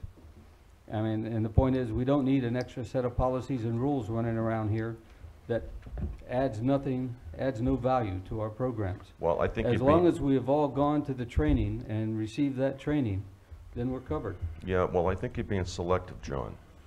You don't have any objections to the mayor's communication policy, but you have objections to a conflict of interest policy. I don't understand it. Well, maybe I can provide some understanding.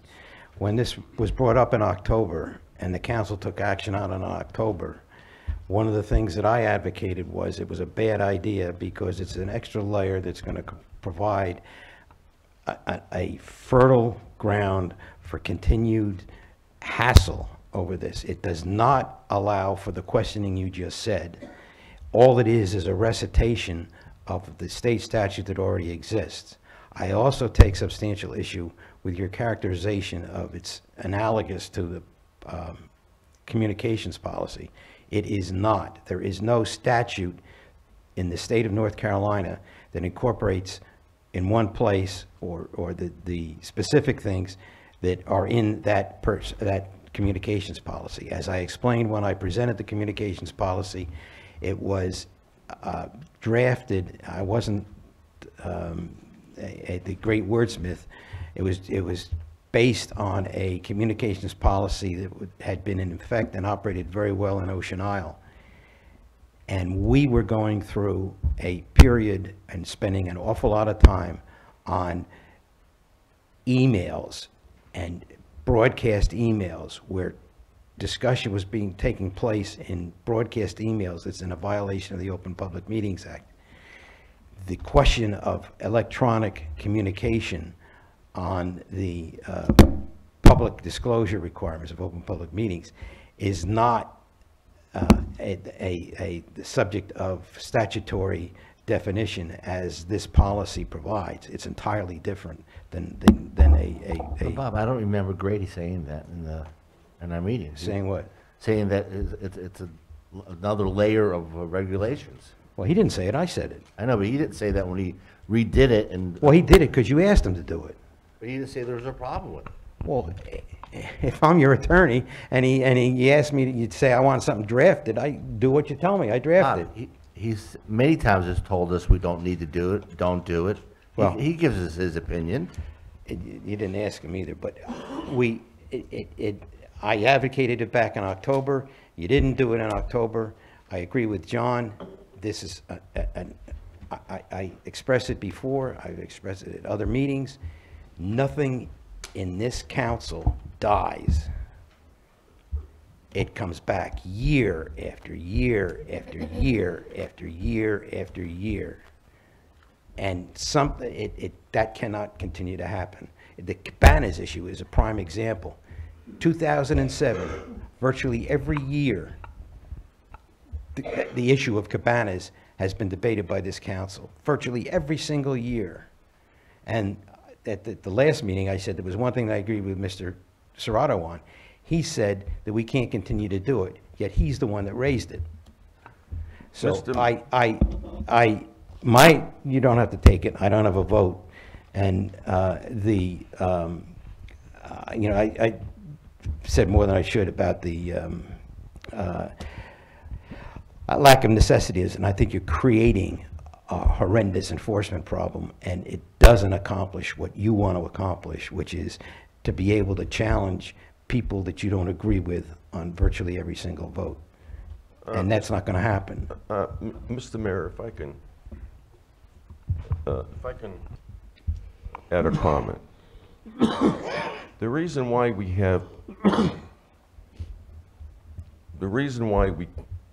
keep on addressing issues year after year after year, because this council has had a habit of kicking the can down the road.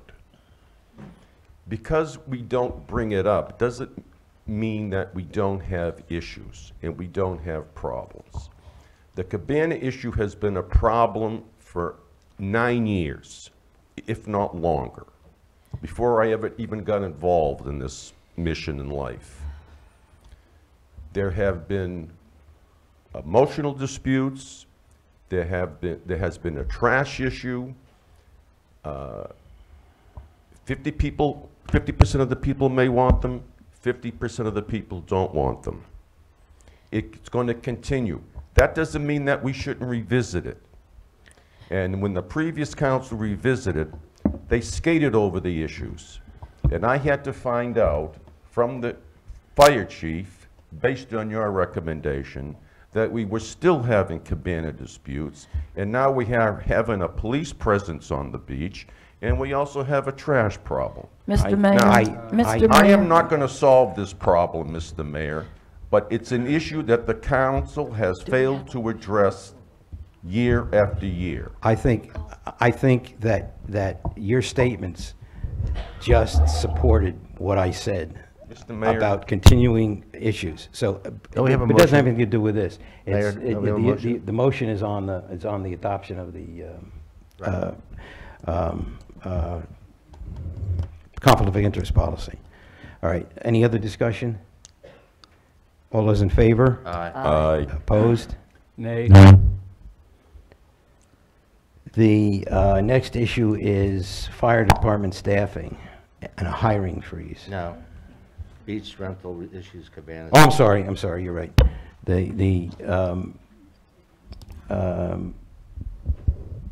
We had stated that the really only issue that you're going to consider is restricting retail. Retail, Bob, yes.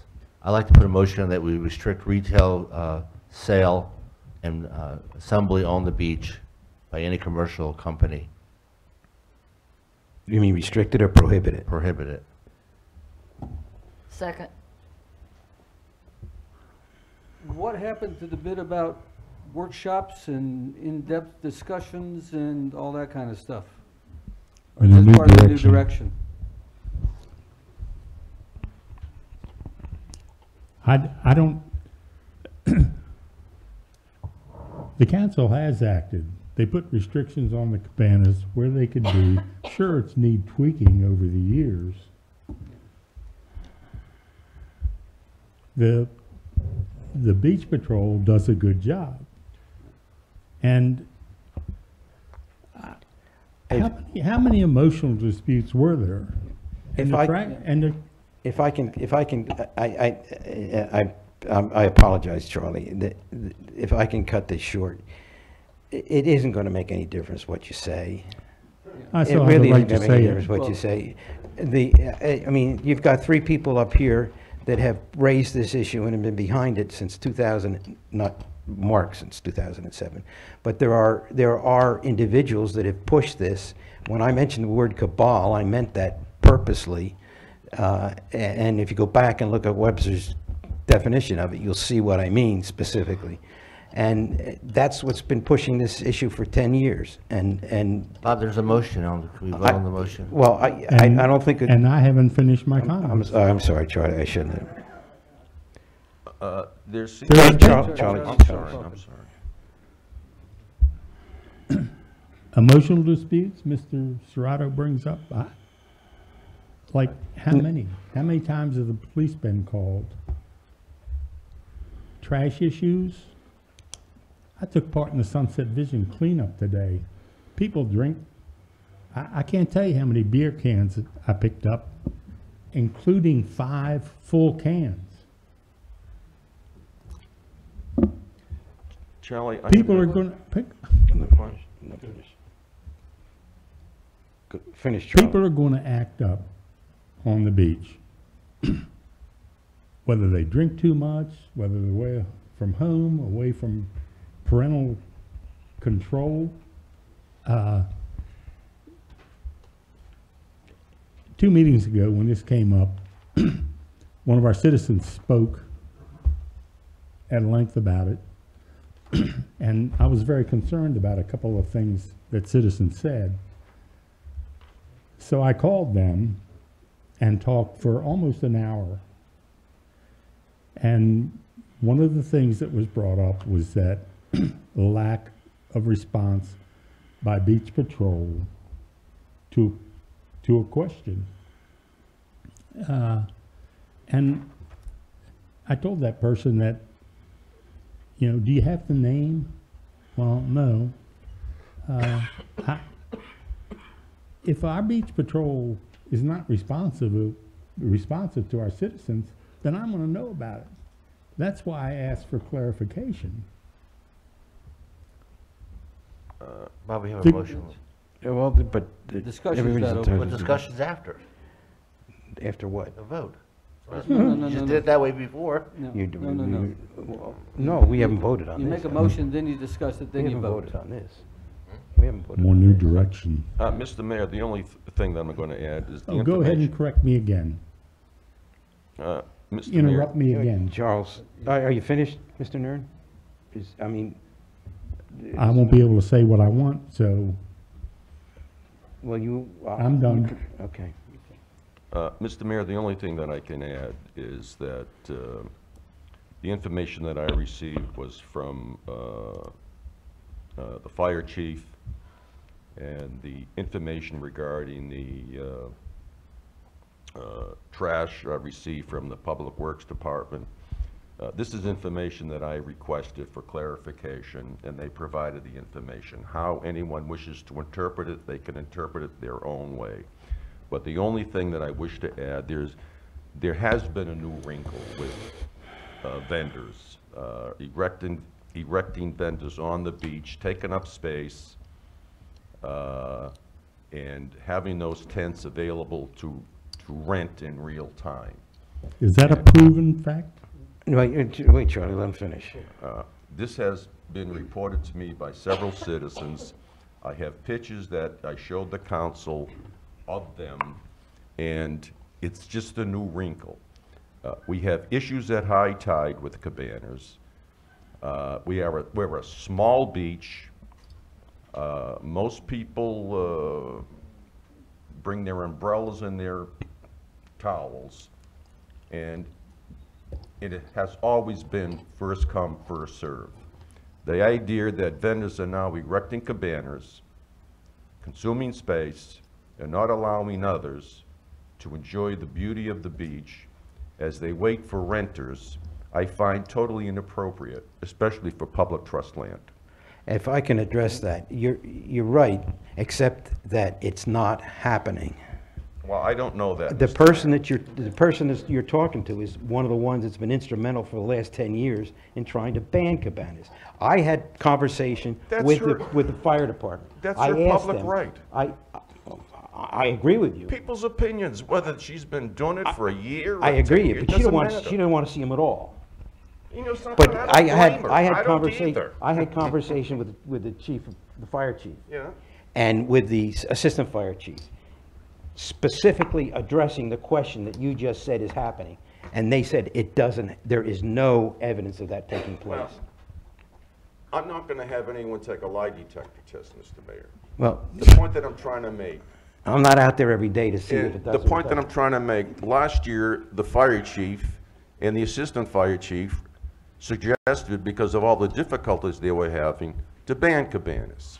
So he's entitled to change his mind and his opinion like anyone else is. He like the fire chief to never step in. made a request to ban cabanas.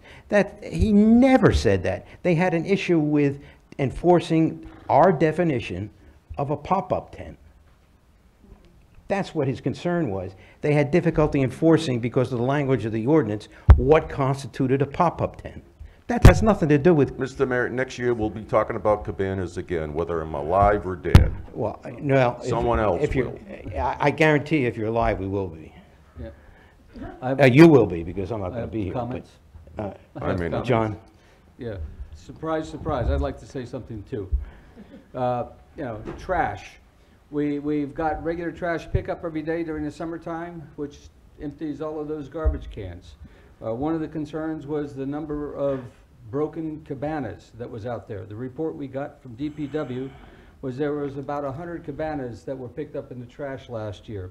Out of those, 15 were commercial cabanas and 85 were private cabanas. Did that constitute a problem? That constituted about one a day during the season. There's 101 days during the season. So it's part of the process of keeping the beaches clear so that our residents, our property owners, as well as our tourists who we depend on for the accommodation fees and subsidizing our property taxes can come and enjoy the place. Police reports, we got the word that there were 24 police reports during the course of the last year that required a policeman to come in. By the time the policeman got there, usually they were already resolved. Not an issue. High tides. For the past 3 years, I've gone through and done a review of when the high tides are. There are 101 days. In each of the 3 years, for some strange reason, there were 4 days that we have unseasonably high tides, such as we have last night and the day before, that have come up. And of those days, only 2 of those would have any impact on the tide line and the beach after noon. So that's minimal impact of the tides that affect the cabana areas. We had the astronomical high tides over the weekend, and if you go out there and look where the water came up to, from 40th Street down to 17th Street, I checked it all today, you had room to put your cabanas up there without getting hit by the water. And if that was in the middle of the day, yeah, it would have been problems. But I was out there at 9:30, 10 o'clock this morning, and by that time, it had already receded. Our tides usually go down significantly they go down about 25 feet of the beach area from high tide within an hour of the high tide. Vendors. The item on the agenda was to address how can we control vendors to make sure that they are following our rules, to make sure that they are not putting up tents and taking up space and then renting them by the day on the beach with the people, and bring those controls out, to make sure that they are not doing unauthorized or inappropriate advertising by our policies. You know, the discussion is not banning cabanas or banning commercial cabanas. The idea was, can we and how do we sit there and do a permitting process to keep the commercial vendors under control? And that's what we're discussing. We were not coming here to discuss banning commercial vendors. So I think it's a wrong topic to be voting on. I hate to disagree with you, John, but that was supposed to be on the agenda, and at the beginning of this meeting, I added it to the agenda. And so that's what we're here to discuss today, is the banning of the commercial use of cabanas. Permitting is what we're discussing. Permits was not there, we added that. Go back and look at the YouTube. Go back and look at the YouTube and come back again. Look at old business number 4, it does not say permits anywhere on there. But what my recollection agrees with John is it's wrong on the agenda. What it was permitting, which is why I asked the attorney the questions that I asked him. But once again, it doesn't appear that logic or reason plays any part in some of the decisions that are being made, and or good public policy. And the majority of 3 is going to do what they're going to do, regardless of what. I resent the fact that just because you guys disagree with us 3, that we're automatically wrong. Mark. Say you disagree. You do not have to read your comment every time that you disagree with Richard, Jan, and myself. So I like to put a motion on. No, you don't have to. There's a motion. There's already a motion. We're discussing. It's already on the table. Discussing So a motion. let's do it. All right, Mr. Mayor. Charlie. This is just an attempt to keep people from coming to Sunset Beach. For those few on the island that want it to be a private beach just for them. You know, Charlie, I hate to say, Charlie, you just don't know me well. That's not the reason I want to do it, Charlie. If I wanted to do that, I'd ban them altogether. I don't want to ban them. I know people need them. I just want to ban the commercial use of them. That's all. I want people that go there 3 days out of the 7 days, put their own tent up. The days they're going to Myrtle Beach or Charleston, the cabanas are not sitting there unattended. That's the rule. The reason I'm doing this, Charlie, is not to ban the cabanas. They don't. May I Our speak? fire May I department- speak? Wait, John, she had a chance to speak. I have heard the citizens come before this council many, many times with their complaints. I would like to see us move on with the question. Please. I'm still in control of the meeting. I think if you're going to do this, what you're ignoring is all the discussion that took place last year in February, and we went through turmoil in December and January when cabanas were banned altogether under an ordinance that couldn't be passed. And there were motions for all kinds of special meetings and how this happened, how could it happen, and whatnot. And the discussion that we've had since it's raised again this year was, and I just want to bring to your attention that it's going to, nobody, I mean, there's nobody's going to take an airplane, a cabana on an airplane. They're not going to come down here with a cabana. Nobody, I shouldn't say nobody, there are few people that are going to take space in their car for a cabana if they're coming down here for a week. Oh, they You can are, lease it. The people here, they already have them. and they're going to come and put them up. Not if our ordinance say they cannot do that. You can't control that, Mark. You can't control, if I go into Julie's, if they were renting cabanas, and said, I want to rent your cabana, will you put it up for me? If we went to the 5 companies that operate on this island and told them they couldn't do it, Bob, or it's a strict fine, they'll stop doing it. It's time for us to vote on this. These citizens are sitting out here. I have another comment, please. John? If we go through and ban commercial vendors, which I understand that's the motion, right? Yep. Right. Okay, that takes us back where we were before. We've had regular reports from our beach patrol representatives, the fire department, that, excuse me, that indicated the great majority of the problems that they have with cabanas is with the private owners who do not know the rules, do not know the procedures, do not know the guidelines, and cause the problems. It's the commercial vendors who are out there that know the standards, that set them up properly, and provide the guidelines for the other private citizens when they come out. So we're going to go back and regenerate all the problems we had 3 years ago with the mishmash of where the cabanas go and how you put them up and how you control them. That's why the idea of doing permits where we set clear regulations to the commercial vendors is what I think is a better course of action to go. Not banning commercial vendors on the beach. Right, anybody, anything else? Just one more thing. I'd like to thank Amber Strickland, our management intern, for the work she did getting this information to us. Thank you, Amber. Oh, you're still here. Good. All right, then I'm going to call for a vote on it. There's no other common discussion with it. All those in favor of banning any vendor cabanas on the beach, that's the motion, is to ban the vendor cabanas. Those in favor? Aye. Aye. Opposed? No. Nay. I'd just like to say that, Jaime, can we work with you to write this up? It's not going to be, your motion just totally banned commercial cabanas. Commercial. That's what I said. So I'd like to write something up, Bob, so I could personally go to these cabana companies and give them our new ordinance or new rules. It's a change to your beach rules that says no commercial Is that cabanas. not- You don't need to. Is They're not that gonna not be on what the beach Grady anymore. said we would need to do? No, Is he that was not talking, no, he was talking about regulation. He wasn't talking about banning. If I may, real quick. Yes. Y'all didn't adopt an ordinance, so as the mayor said, this will be beach rules. Can we write something up so we can give it to the cabana people so they know where we are and how they stand? Oh, I'm sure they know. Well, what we'll probably end up doing is we'll have the new beach rules written up, and then we can pass those out.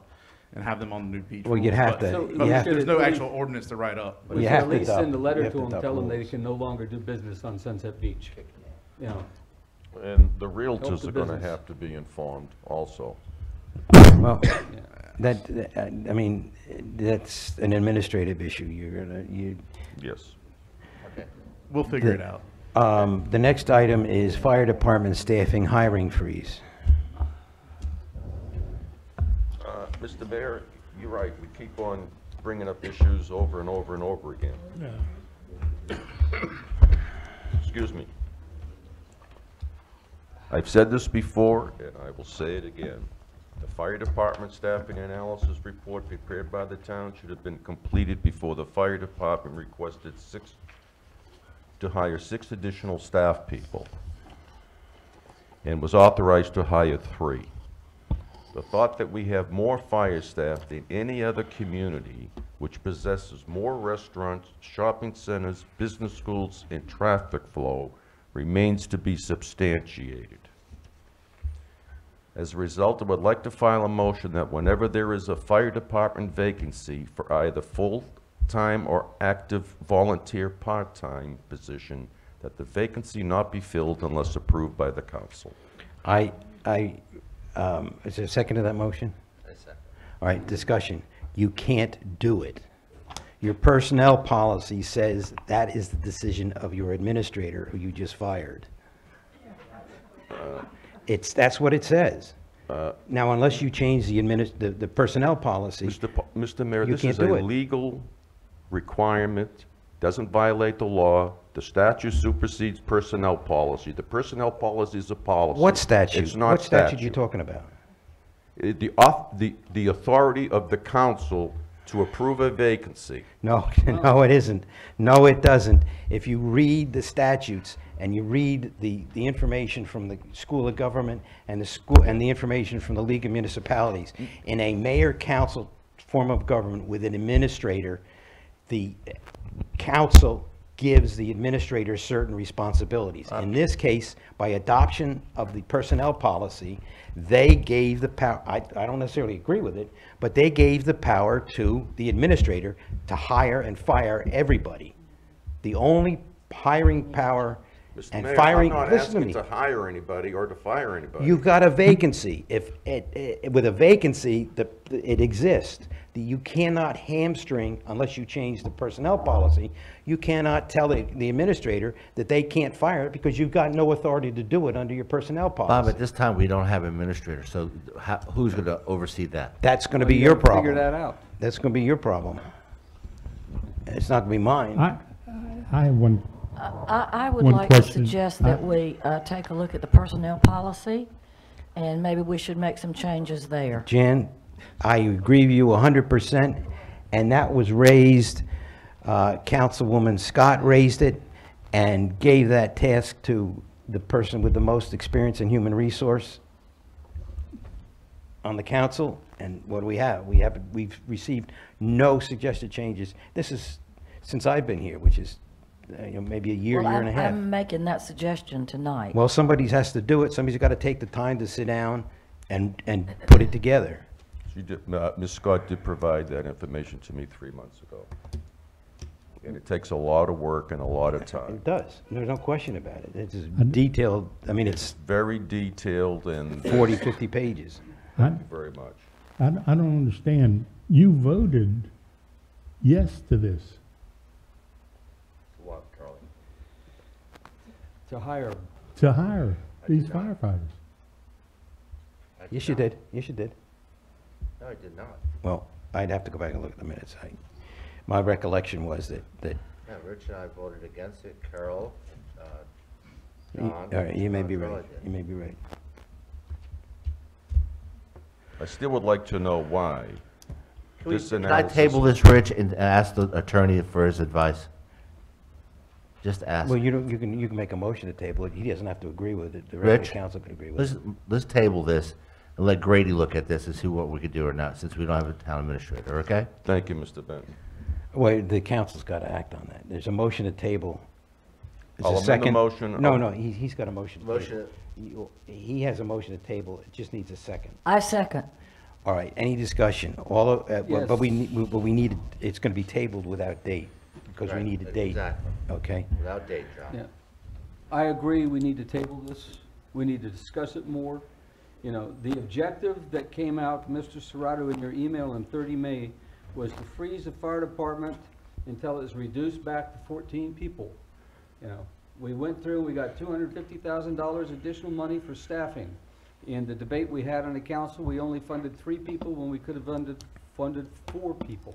The fact that we're fully manned now is we had 2 vacancies at that time they were recruiting for. They got enough recruits to hire back in November, 5 people to bring us up to the 17-man staff. You know, these people are critical to the safety and well-being of our community. That's why a lot of us who retired down here wanted a place that has the safety, the security, the well-being, and the fire treatment. And if the new direction is compromising our safety and security, we are going in the wrong direction already. And that's about the 3rd action this evening in the new direction that is clearly negative. Well, when you entertain this, just a thought in mind, the 16 or 18 beach patrol people are employees of the fire department. We do that every year, Bob. I understand that. That's Well, separate. well, you gotta account for it. I know that. We always Well, do. it's just a suggestion. I'm not saying that. Okay. Well, I have a question. Since we don't have the Cabana problem, how many beach patrol can we get rid of? Well, that'd be a subject for the discussion on the table motion, I would think. The next item is stormwater management. That was yours, Mr. Serrato. Yeah, Mr. Mayor, it's estimated that our first-year expenses to finally address the town's stormwater issues is approximately $520,000. I met Frank Eiler at a meeting last week, and raised the question as we continue to accrete in and now have approximately $1 million and growing sitting in our beach nourishment account. If the town could use these funds for stormwater purposes, I sent an email to the council regarding this conversation, which you all received. Mr. Eiler sent me an email this morning, which I sent to the council. And quote, "Rich, I am passing this along to our research and bill drafting people in Raleigh to see what is in the statute and what needs to be done to make it statutory for you to use funds for stormwater efforts." Mr. Mayor, I'd like to file a motion to have Representative Eiler continue with this statutory effort so that we can use beach nourishment funds for our stormwater project. Is there a second? Second. All right, discussion. I wonder what's going to happen when we have a major hurricane and our beach nourishment fund has gone to stormwater. Well, hopefully, Charlie, the stormwater helps prevent any major damage because the water runs up better. Stormwater is not going to do that. So the public is aware, just to understand what we're talking about. There's a state funds that are received for beach renourishment. That goes into a beach renourishment fund, and they are restricted, those funds are restricted by the state to only be used for beach nourishment or renourishment. One of the reasons why we have the balance in that fund that we do is because we don't have and haven't experienced the same beach nourishment or depletion, I should say, that other coastal beach barrier islands have. And there's one state mandate that applies to everybody, and the state mandate is you got to use it for this purpose. The concept is not, from my opinion, the concept is not bizarre and is not a bad idea. The question is, you need local legislation from the legislature to be able to do that. I'm not even sure it's local legislation. You might have to take it regular legislation. But the devil in the details is going to be how much you're going to need to keep in reserve for that event of a major storm. And that's where the devil in the details is. that doesn't impact your motion, which is to encourage Assemblyman Eiler to continue to research what is what he said he was going to do. I don't see it as a problem researching to see what we can do down the road as far as the beach nourishment fund. If there's, whether it's a beach nourishment fund or it's some other dedicated fund that money's sitting that could be used for some other purpose, but is presently restricted, there's no reason, I mean, it's a good effort. All right, that's the motion. Any other further discussion? Yes. John? Well, one, if we instruct Representative Eiler to do that, we should do that understanding that an affirmative answer from the legislature should not mean that we are compelled to use that money. We still need to have discussions as the best way to handle our beach renourishment emergency fund, and also in terms of our whole budget process that we are getting ready to go through. As a result of last year, indications were we were well positioned to go ahead and handle the funding over either a 5 or 10-year period to cover the stormwater without dipping back into other funds, such as the beach nourishment form. So I think we need to study it. We get the answer from him, whether it can be done, and then have a thorough discussion in one of our work sessions and bring in experts if we need to figure out what's the best way to do this. Well, the motion strictly is to encourage you to pursue it. I'm just getting my editorial comment. Okay. Yeah. All right. The motion is strictly. Well, I don't think you need to say anything. All those in favor of the motion? Mr. Mayor, but I just want to add something. On the board, I add up all these tallies. Capital items, personnel, stormwater management. Is this a budget They add up to discussion? almost $1.3 million. We have $1 million.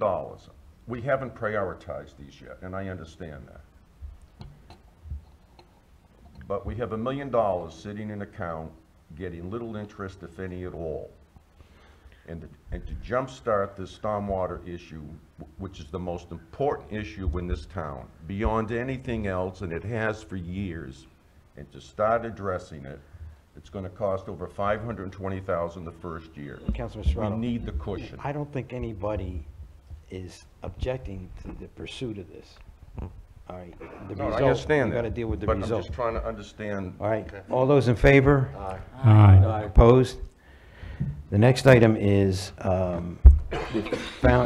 County Fire Fee Committee member appointment. That was put on there for me because there's going to have to be, not that it's going to result in any monumental changes, I think, but there's going to be a fire district fee committee meeting in the near future, when the purpose of the committee is to establish fire district fees that still have to be approved by the county. Former Councilman Larkin was a member of that committee, and I've spoken with him, and he's consented to be reappointed. I checked with the county and the county emergency management office, and there's no requirement that it be a elected official.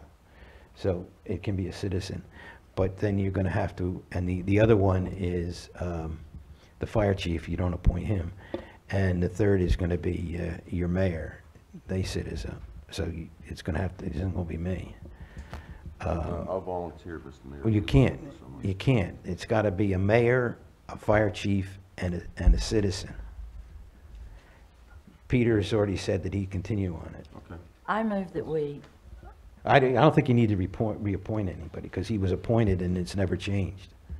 I just wanted to well, I bring it would to your like to attention. see Mr. Larkin continue. Okay. That's his Okay. desire. Thank you, Pete. The Board of Adjustment term expiration in April 2018. Is this just to advertise for it, Lisa? Can we just reappoint if the incumbent wants to run or wants to continue? Or does it have to be advertised? There's nothing that Pardon? there's nothing that And requires. did Mr. Scott express the intention that he'd like to continue? I mean, John, procedurally, what's happened in the past, which I don't agree with, is that it's publicly advertised that each applicant that responds has to sit down and meet with 3 sets of council people for interviews, whether you have been on for 10 years or whether you're a new applicant.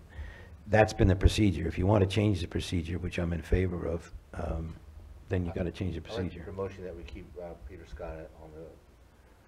I couldn't hear you, Mark. You got to first of all, you can't apply the procedure just to him.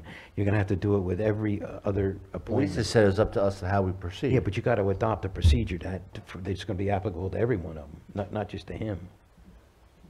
So can we change that for every Yeah, you can appointment change that it for needs you. to, if they want to continue their service? Yeah, you can change it to whenever you want, but it's going to apply to everyone. Okay. With that, I think we ought to just advertise this one and then sit down and think through the long-term implications of changing procedure on how we advertise and hire. Can we put that on our all next the meeting, Bob? positions. Yeah, I agree with you, John. Just discuss procedure changes. But, all right, is that going to give you enough time, Lisa, if it's going to have to be advertised? Looks like you're going to have to make a decision tonight, because it won't give her enough time to advertise. I thought John said What we'll I said was advertise right now. advertise this one and then discuss Okay. whether we want to change the procedure in the future. All right, if that's the disposition, then you don't really, well, you do need to put it on.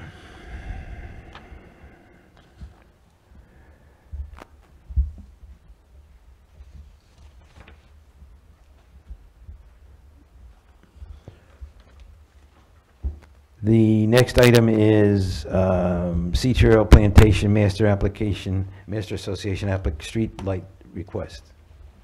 Dustin?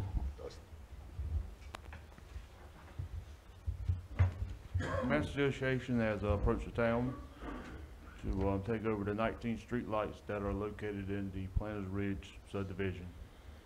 All the street lights are located on town roads. Also, the Mass Association has agreed to pay for the change out from the standard lamp that's on there now to the LED type lamps, and also agreed to move three of the poles also. Let's not get a question. What I read, they said it was $18 to retrofit one of those poles, $58? $58 to change the head, yes, to LEDs. And who's going to pay for that? Mass Association. I have a question. Are all of these streets town-owned streets? Yes, they are. And the town maintains these streets Yes, we do. now? Yes, we do. Okay. Dustin, there's a possibility, since I'm in the LED lighting business, can I look at that light for $58? I think that's something from Home Depot. Just to look at the light, to see if it's good? I don't think so. At all. It runs electric. No, I mean. That runs electric. I have a question though. Just to address what Mark said, is my understanding is they're BEMC poles, and you have to either accept what they say or it's the highway. Right. But the thing is, I still like to know what kind of lights up, because some LED lights don't have the savings that others do. So we have a right as a town to know what kind of LED lights they're putting up there. I'm not so sure about that. The lighting that they put in is going to be $16.91 per light. Top of light. The cost of the electricity on the poles is a fixed amount, isn't it? It's a fixed amount, flat rate. It doesn't make any difference what's up there. No, So the same as LEDs doesn't make a difference. Oh, it does. I think it does. From an incandescent to a LED, it does make a difference. Oh, it makes a big difference. No, I mean, in the charge to, for an incandescent, my understanding is $100 a pole. It is to install it. No, well, you're right, to install it. For their lighting, the Sea Trail's paying for, the Mass Association actually is paying for $17.05 per light right now. If we went to the LEDs, the town would pay $16.91 per light for the LEDs. Okay. 14 cents a light, we save by going to LED. Yes. Yeah, when I did the math, excuse me for doing math,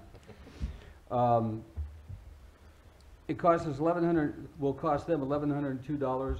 Right. We save $31.52 a year, and it takes about 35 years to recover that $1,100 cost of switching. Now, we're not gonna pay for it, it No. doesn't matter. But we're really not getting we're getting 14 cents a light for changing to LEDs. And the question that Councilman Benton brought up is, should we get a better deal on LED lights? I mean, and that's a question to take back to. I take it back to Brunswick later. Yeah, but meanwhile, I think we should approve Well, taking over the lights and then fight the argument with Well, I just whether. want to say that what's usually the cost. savings condensed to LED is about 63%. Yeah. Right now, 11 cents is not 63%. Dustin, the only question that I have, is this consistent with town policy and past practice? Yes. What we're doing now? Yes. Actually, that's, acceptance of lights is, Acceptance of lights. No, yeah, I mean. the lights that have been accepted in the past at Cape Side and Sandpiper Right. are what was there. Right. Right. On the lights on the public streets are what was there, and actually there's some lights at Sandpiper that are not on public streets that are, so the town policy has been the acceptance, at least acceptance of responsibility for the lights on the public streets. But the other ones didn't get involved in The changes changing here. that. Dustin, when's the retrofit act? Right away, a month, 2 months? They're going to do that as soon as we take it over? He didn't say, he didn't give me a time. Can you find that out for us? Well, I can find out. It's about ordered heads.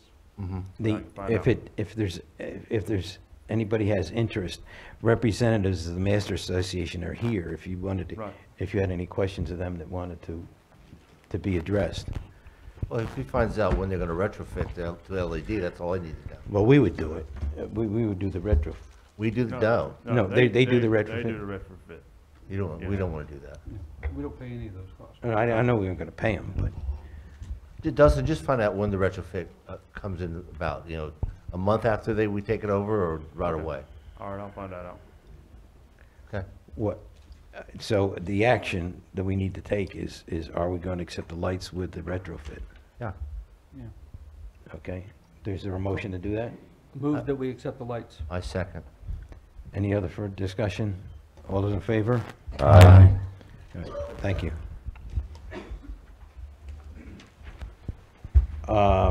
Disposition directives for the March 20th agenda. I can't find my disposition directive sheet. So it's at the very end. Yeah, I know, but I'm not sure I put it Page at the end. 69.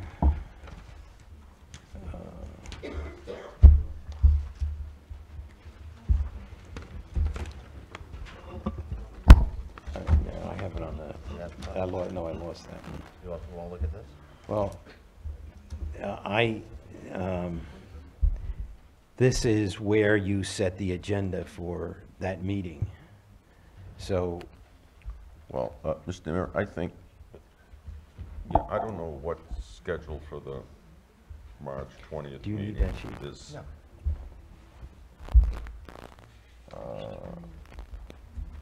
I think,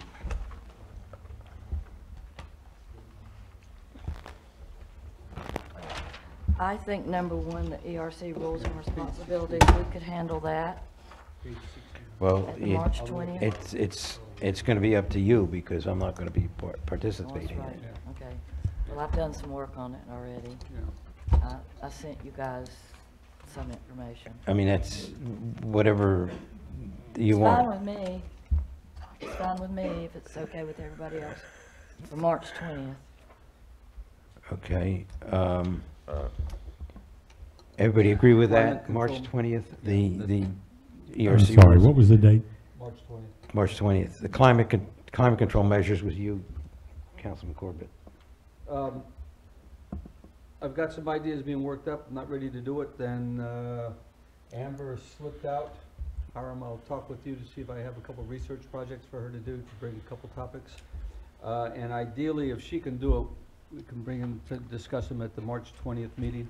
If not, we do them in a subsequent workshop. Wait, you can always carry it.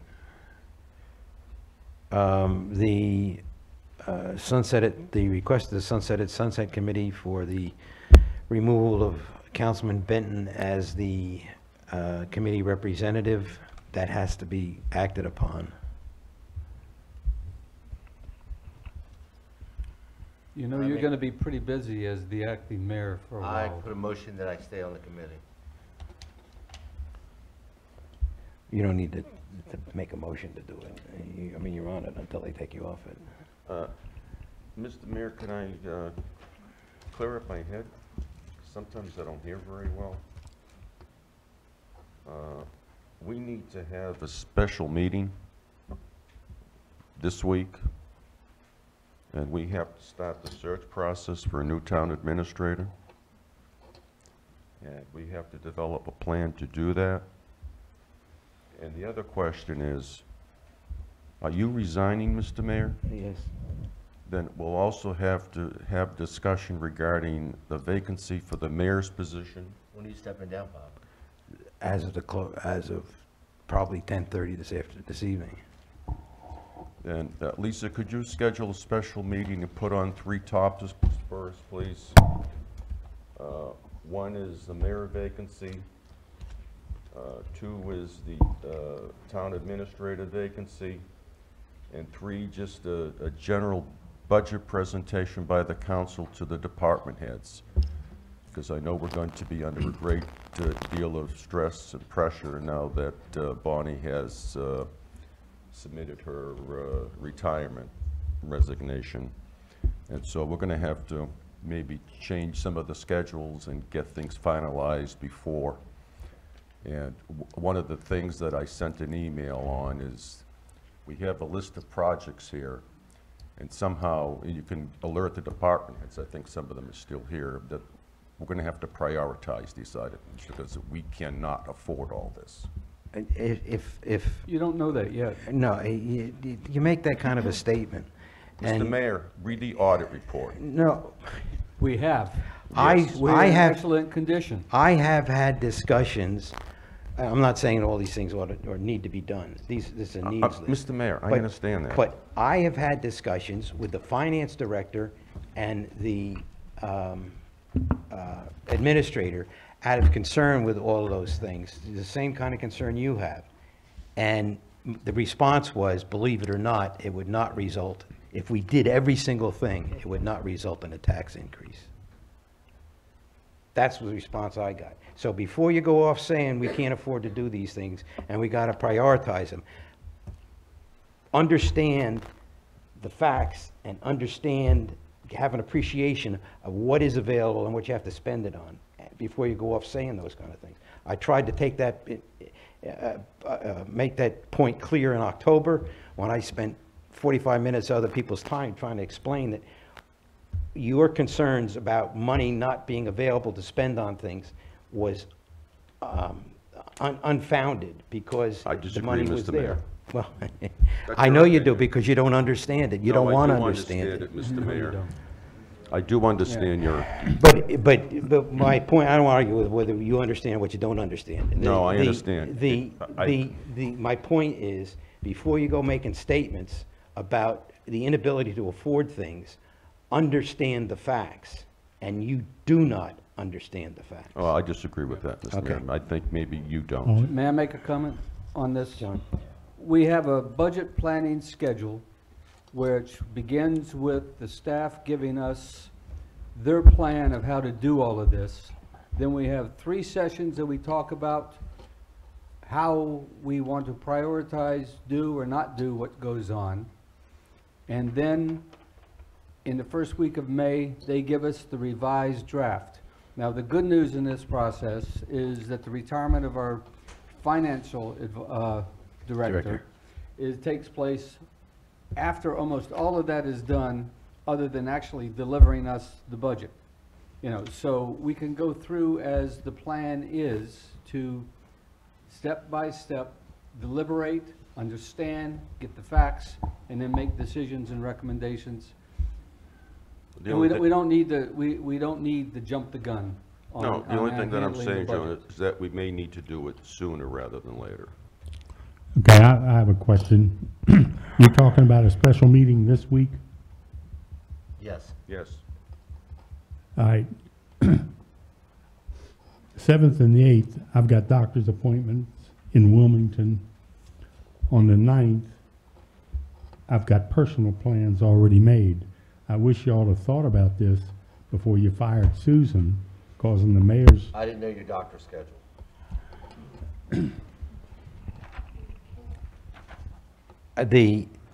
I'm trying to keep things here together so we can get through this meeting.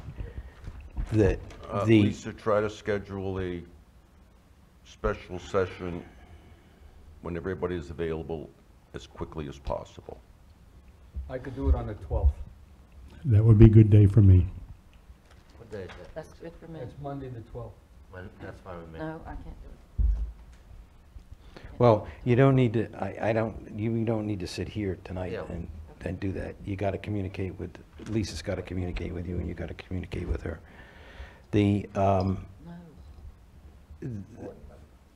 I mentioned on these disposition directives, the request from the Sunset at Sunset Committee, that has to, it can't go, you have to take some kind of action on it because they requested. I'm not saying it has to be the 20th, but you just can't leave it in limbo.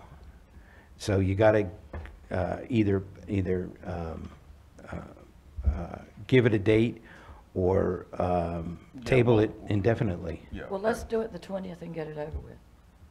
But that's not an Well, action. we don't vote on No, the it is an action. workshop That's, days. well, Don't I get Bob disagree going. with that. I disagree with Do that. we, But are we gonna need to take an action on this Sunset at Sunset? yeah, they've requested. They made a request, and they're entitled to an answer. Well, then, I think it should be on our next action. Why don't we Action why don't we meeting, do it right April now? 5th. No, it's not on the agenda. We can take the next council meeting, April 5th, I don't know what date it is, 2nd? April 2nd. Next item is the premises to be kept clean. Notice of violation. We're still not in a position to All right. That's in, propose a change. so that's going to be, Sometime in the future, that's going to be tabled indefinitely. yeah. The community outreach. What we have done is, between Hiram and Jan and myself, we've agreed that we can meet Wednesday at 9 o'clock. And this will be, if you will, a scoping meeting for us to talk about, you know, how we were gonna approach, this business community outreach, what we're gonna do, and how we carry it out. So, All right, well, it really says it's a committee update. So we will, on the 20th, give you a committee update. Okay, so that's carried to the 20th. The salary and benefit study update. Oh, okay. Due to illness, I have been delayed in getting Can't that hear you, started. Jan. Due to illness, I have been delayed in getting that started. I anticipate getting that started the last of this week, but I don't know when our next budget meeting is. April. And those meetings there's 3 meetings, and they're only to discuss, to have the department heads appear here and the council address the items in their proposed budgets. Okay. Do I need to discuss this at a meeting before we discuss it at a budget meeting? No, you're doing the benefit study. Right. It's really, this is just an update on where you are Right. with it. Okay. Are you in a position to say? I can't say an exact date right this minute. But it would be useful to have the results before. we're Certainly by the making budget. Well, we're not Certainly looking, by the budget we're not meetings. looking for results. I Yeah, mean, we're she not. could come in and say, I've done A, B, C, and D, and I gotta do Okay, X, well, Y, I and Z. can It's just an update you on update. that. Okay. I mean, any action that we take could take effect after the budget is approved, Okay. if there are issues that we can address. You can't change the salaries. Yeah, one of the things is, the budget thing is to address whether we're gonna change salaries in that. And that's why we need the information. Well, she said she'll Right. have it Yeah. before the But the 20th, it's just an update. It's not, you don't have to have definitive information. Okay, all right. All right. The next item on the agenda is public comments. Once again, if you would limit your comments to 3 minutes, state your name and address, and as I indicated, the earlier rules, that they should be comments directed toward the full council and not individual members, and we don't engage in personal back and forth. Okay. Betty, you've already had a chance. I won't forget to come back to you. I want to get somebody.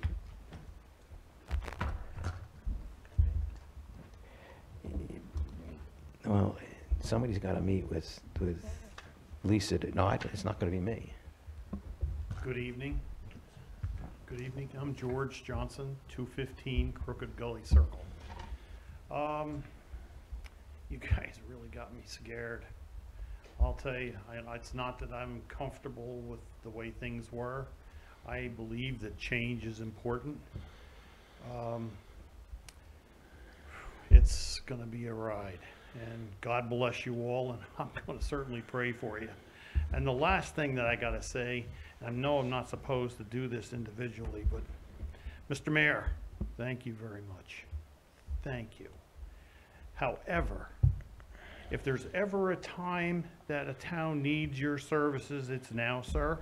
And I believe that when you were elected, it wasn't only in good times. So if you could just reconsider, and if you could do it day by day, one step at a time, stay in there. We need the help. So once again, I second that. yeah, Bob, we need you. We need you. You don't see the effect that you have on the rest of the council, and I know that it's hard, it's tough. Well, what else do you have to do? Well, Thank you. I appreciate your comments. And I normally wouldn't respond, but I'm really conflicted about it. But I'm retired. I'm 74 years old. Will you and please reconsider it? And as I stated in my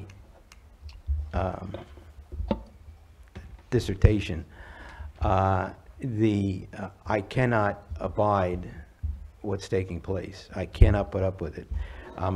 I do not sleep at night. I take it out on my wife, and as I said, if I had a dog, I'd be kicking the dog.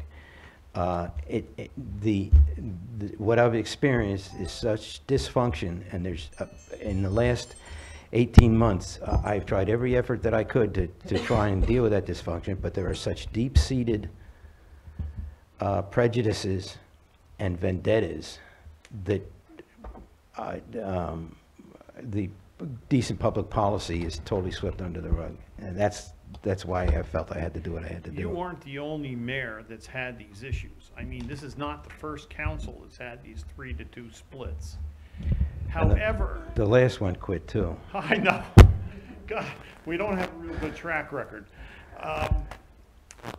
But we still need you, Bob. We need your experience. I mean, what sitting back there and listening to you guide these people into the right way to come to a resolution is very important.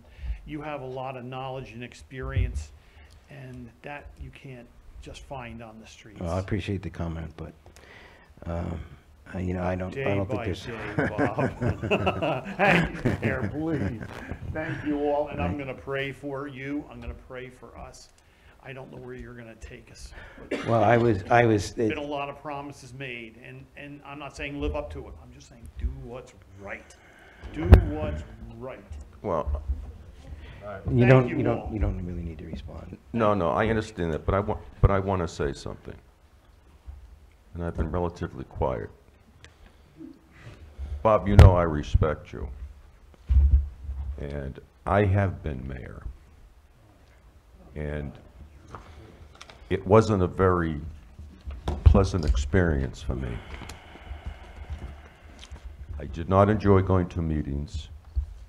I did not enjoy the public humiliation, some of it orchestrated, but I took it. I didn't like it. I took it. Shortly thereafter, after being mayor, I had open heart surgery, but it was nothing to do with that. But I took it. I didn't have fun. I questioned, and it was a council that didn't want to be questioned. And everything I questioned just happened to turn out to be correct.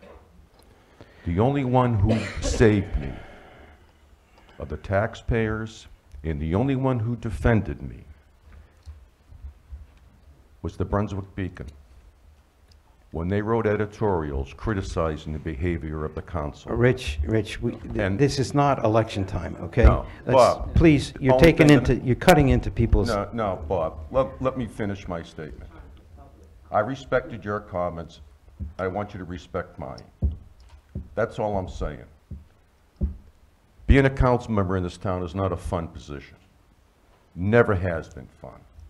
It's confrontational. We have activists in this city, in this town, and they should be respected. But I too have never met the vindictiveness and the political hostility, the fact that no one likes someone because they disagree with them on a position. I find that atrocious. Atrocious. I've never seen a town like this, where if you disagree, Rich, all you're doing is reinforcing my decision.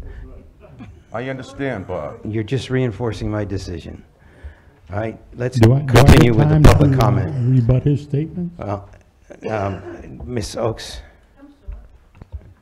Bob, but you don't quit. You face it, and you try to fix it. Betty G. Clayton Oaks, 412 Cobier Street, Sunset Beach. You three, these voted nay, are asking a public citizen, a taxpayer, as well as 4,000 other citizens to go home tonight and not know one single reason that you have for letting Susan Parker go. If it were you, knowing you the way I do, you would have answers. I think we as citizens deserve answers. I hope you can live with yourself, and I hope you can live with the individual that is feeding. Thank you. Thank you. Ma'am. Sue Weddle, 706 North Shore Drive, Sunset Beach, Island. I've lived on the island for 30 years, longer than anybody else. And I wanted to mention something that you need to think about when you talk about cabanas. One cabana takes up the space that 4 to 6 people with a towel could use. So you're taking space away from people who are trying to come to the beach. You probably should consider banning cabanas altogether. I believe most of the other beach towns have. Also, the people in the front row that have paid $3,000 for a week at the beach, often they can't even find a place to put a towel down in front of their $3,000 rental. There's something wrong when that's going on. More public comment? Len?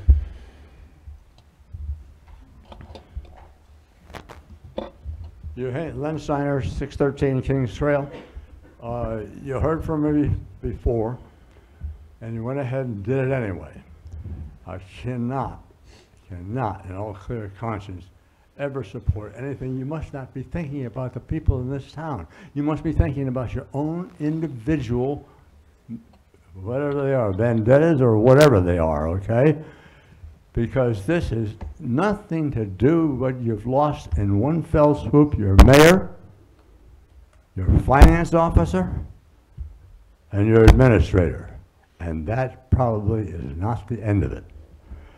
You can't change the direction of this town just willy-nilly, okay? You have a land use plan that sets down in clear language the basic objectives of the growth for this town. You can't just go ahead and arbitrarily cross over that. It's already on file with the state. You'll have to answer to LCGC. And I'm not so sure at this point in time that LGC shouldn't be notified the fact that you don't have a mayor, you don't have a finance officer, and you don't have an administrator. I think LGC will take a real strong look at coming in here and running your government for you. And you think about that one. What you've done tonight is almost like a nightmare. This town is a lovely town, has been a lovely town. I've been an integral part of its growth, and what you've done is destroy it. I hope you sleep well. Thank you. Other public comment? Gordon?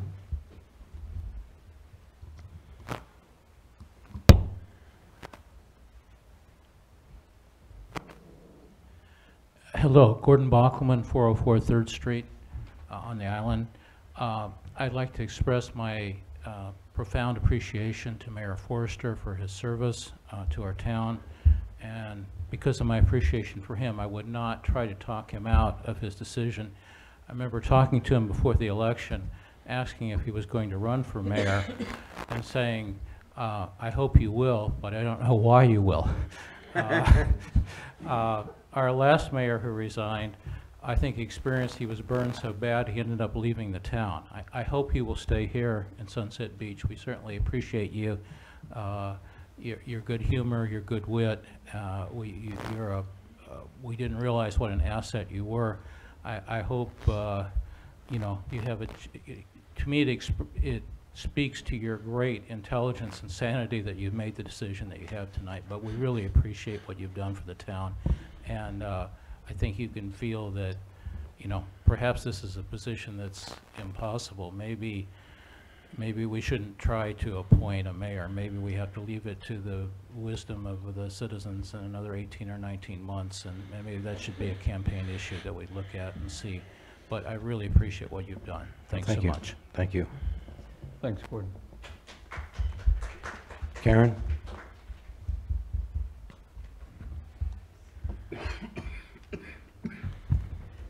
Karen Joseph, 915 Sandpiper Bay Drive. Well, I want to congratulate you. The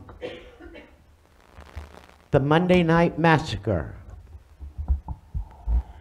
the town administrator gone, a mayor resigning, and a finance director not retiring, resigning. What you have done is a disgrace. This town has been the laughingstock of Brunswick County for quite some time. Now we will be the laughingstock of the entire state.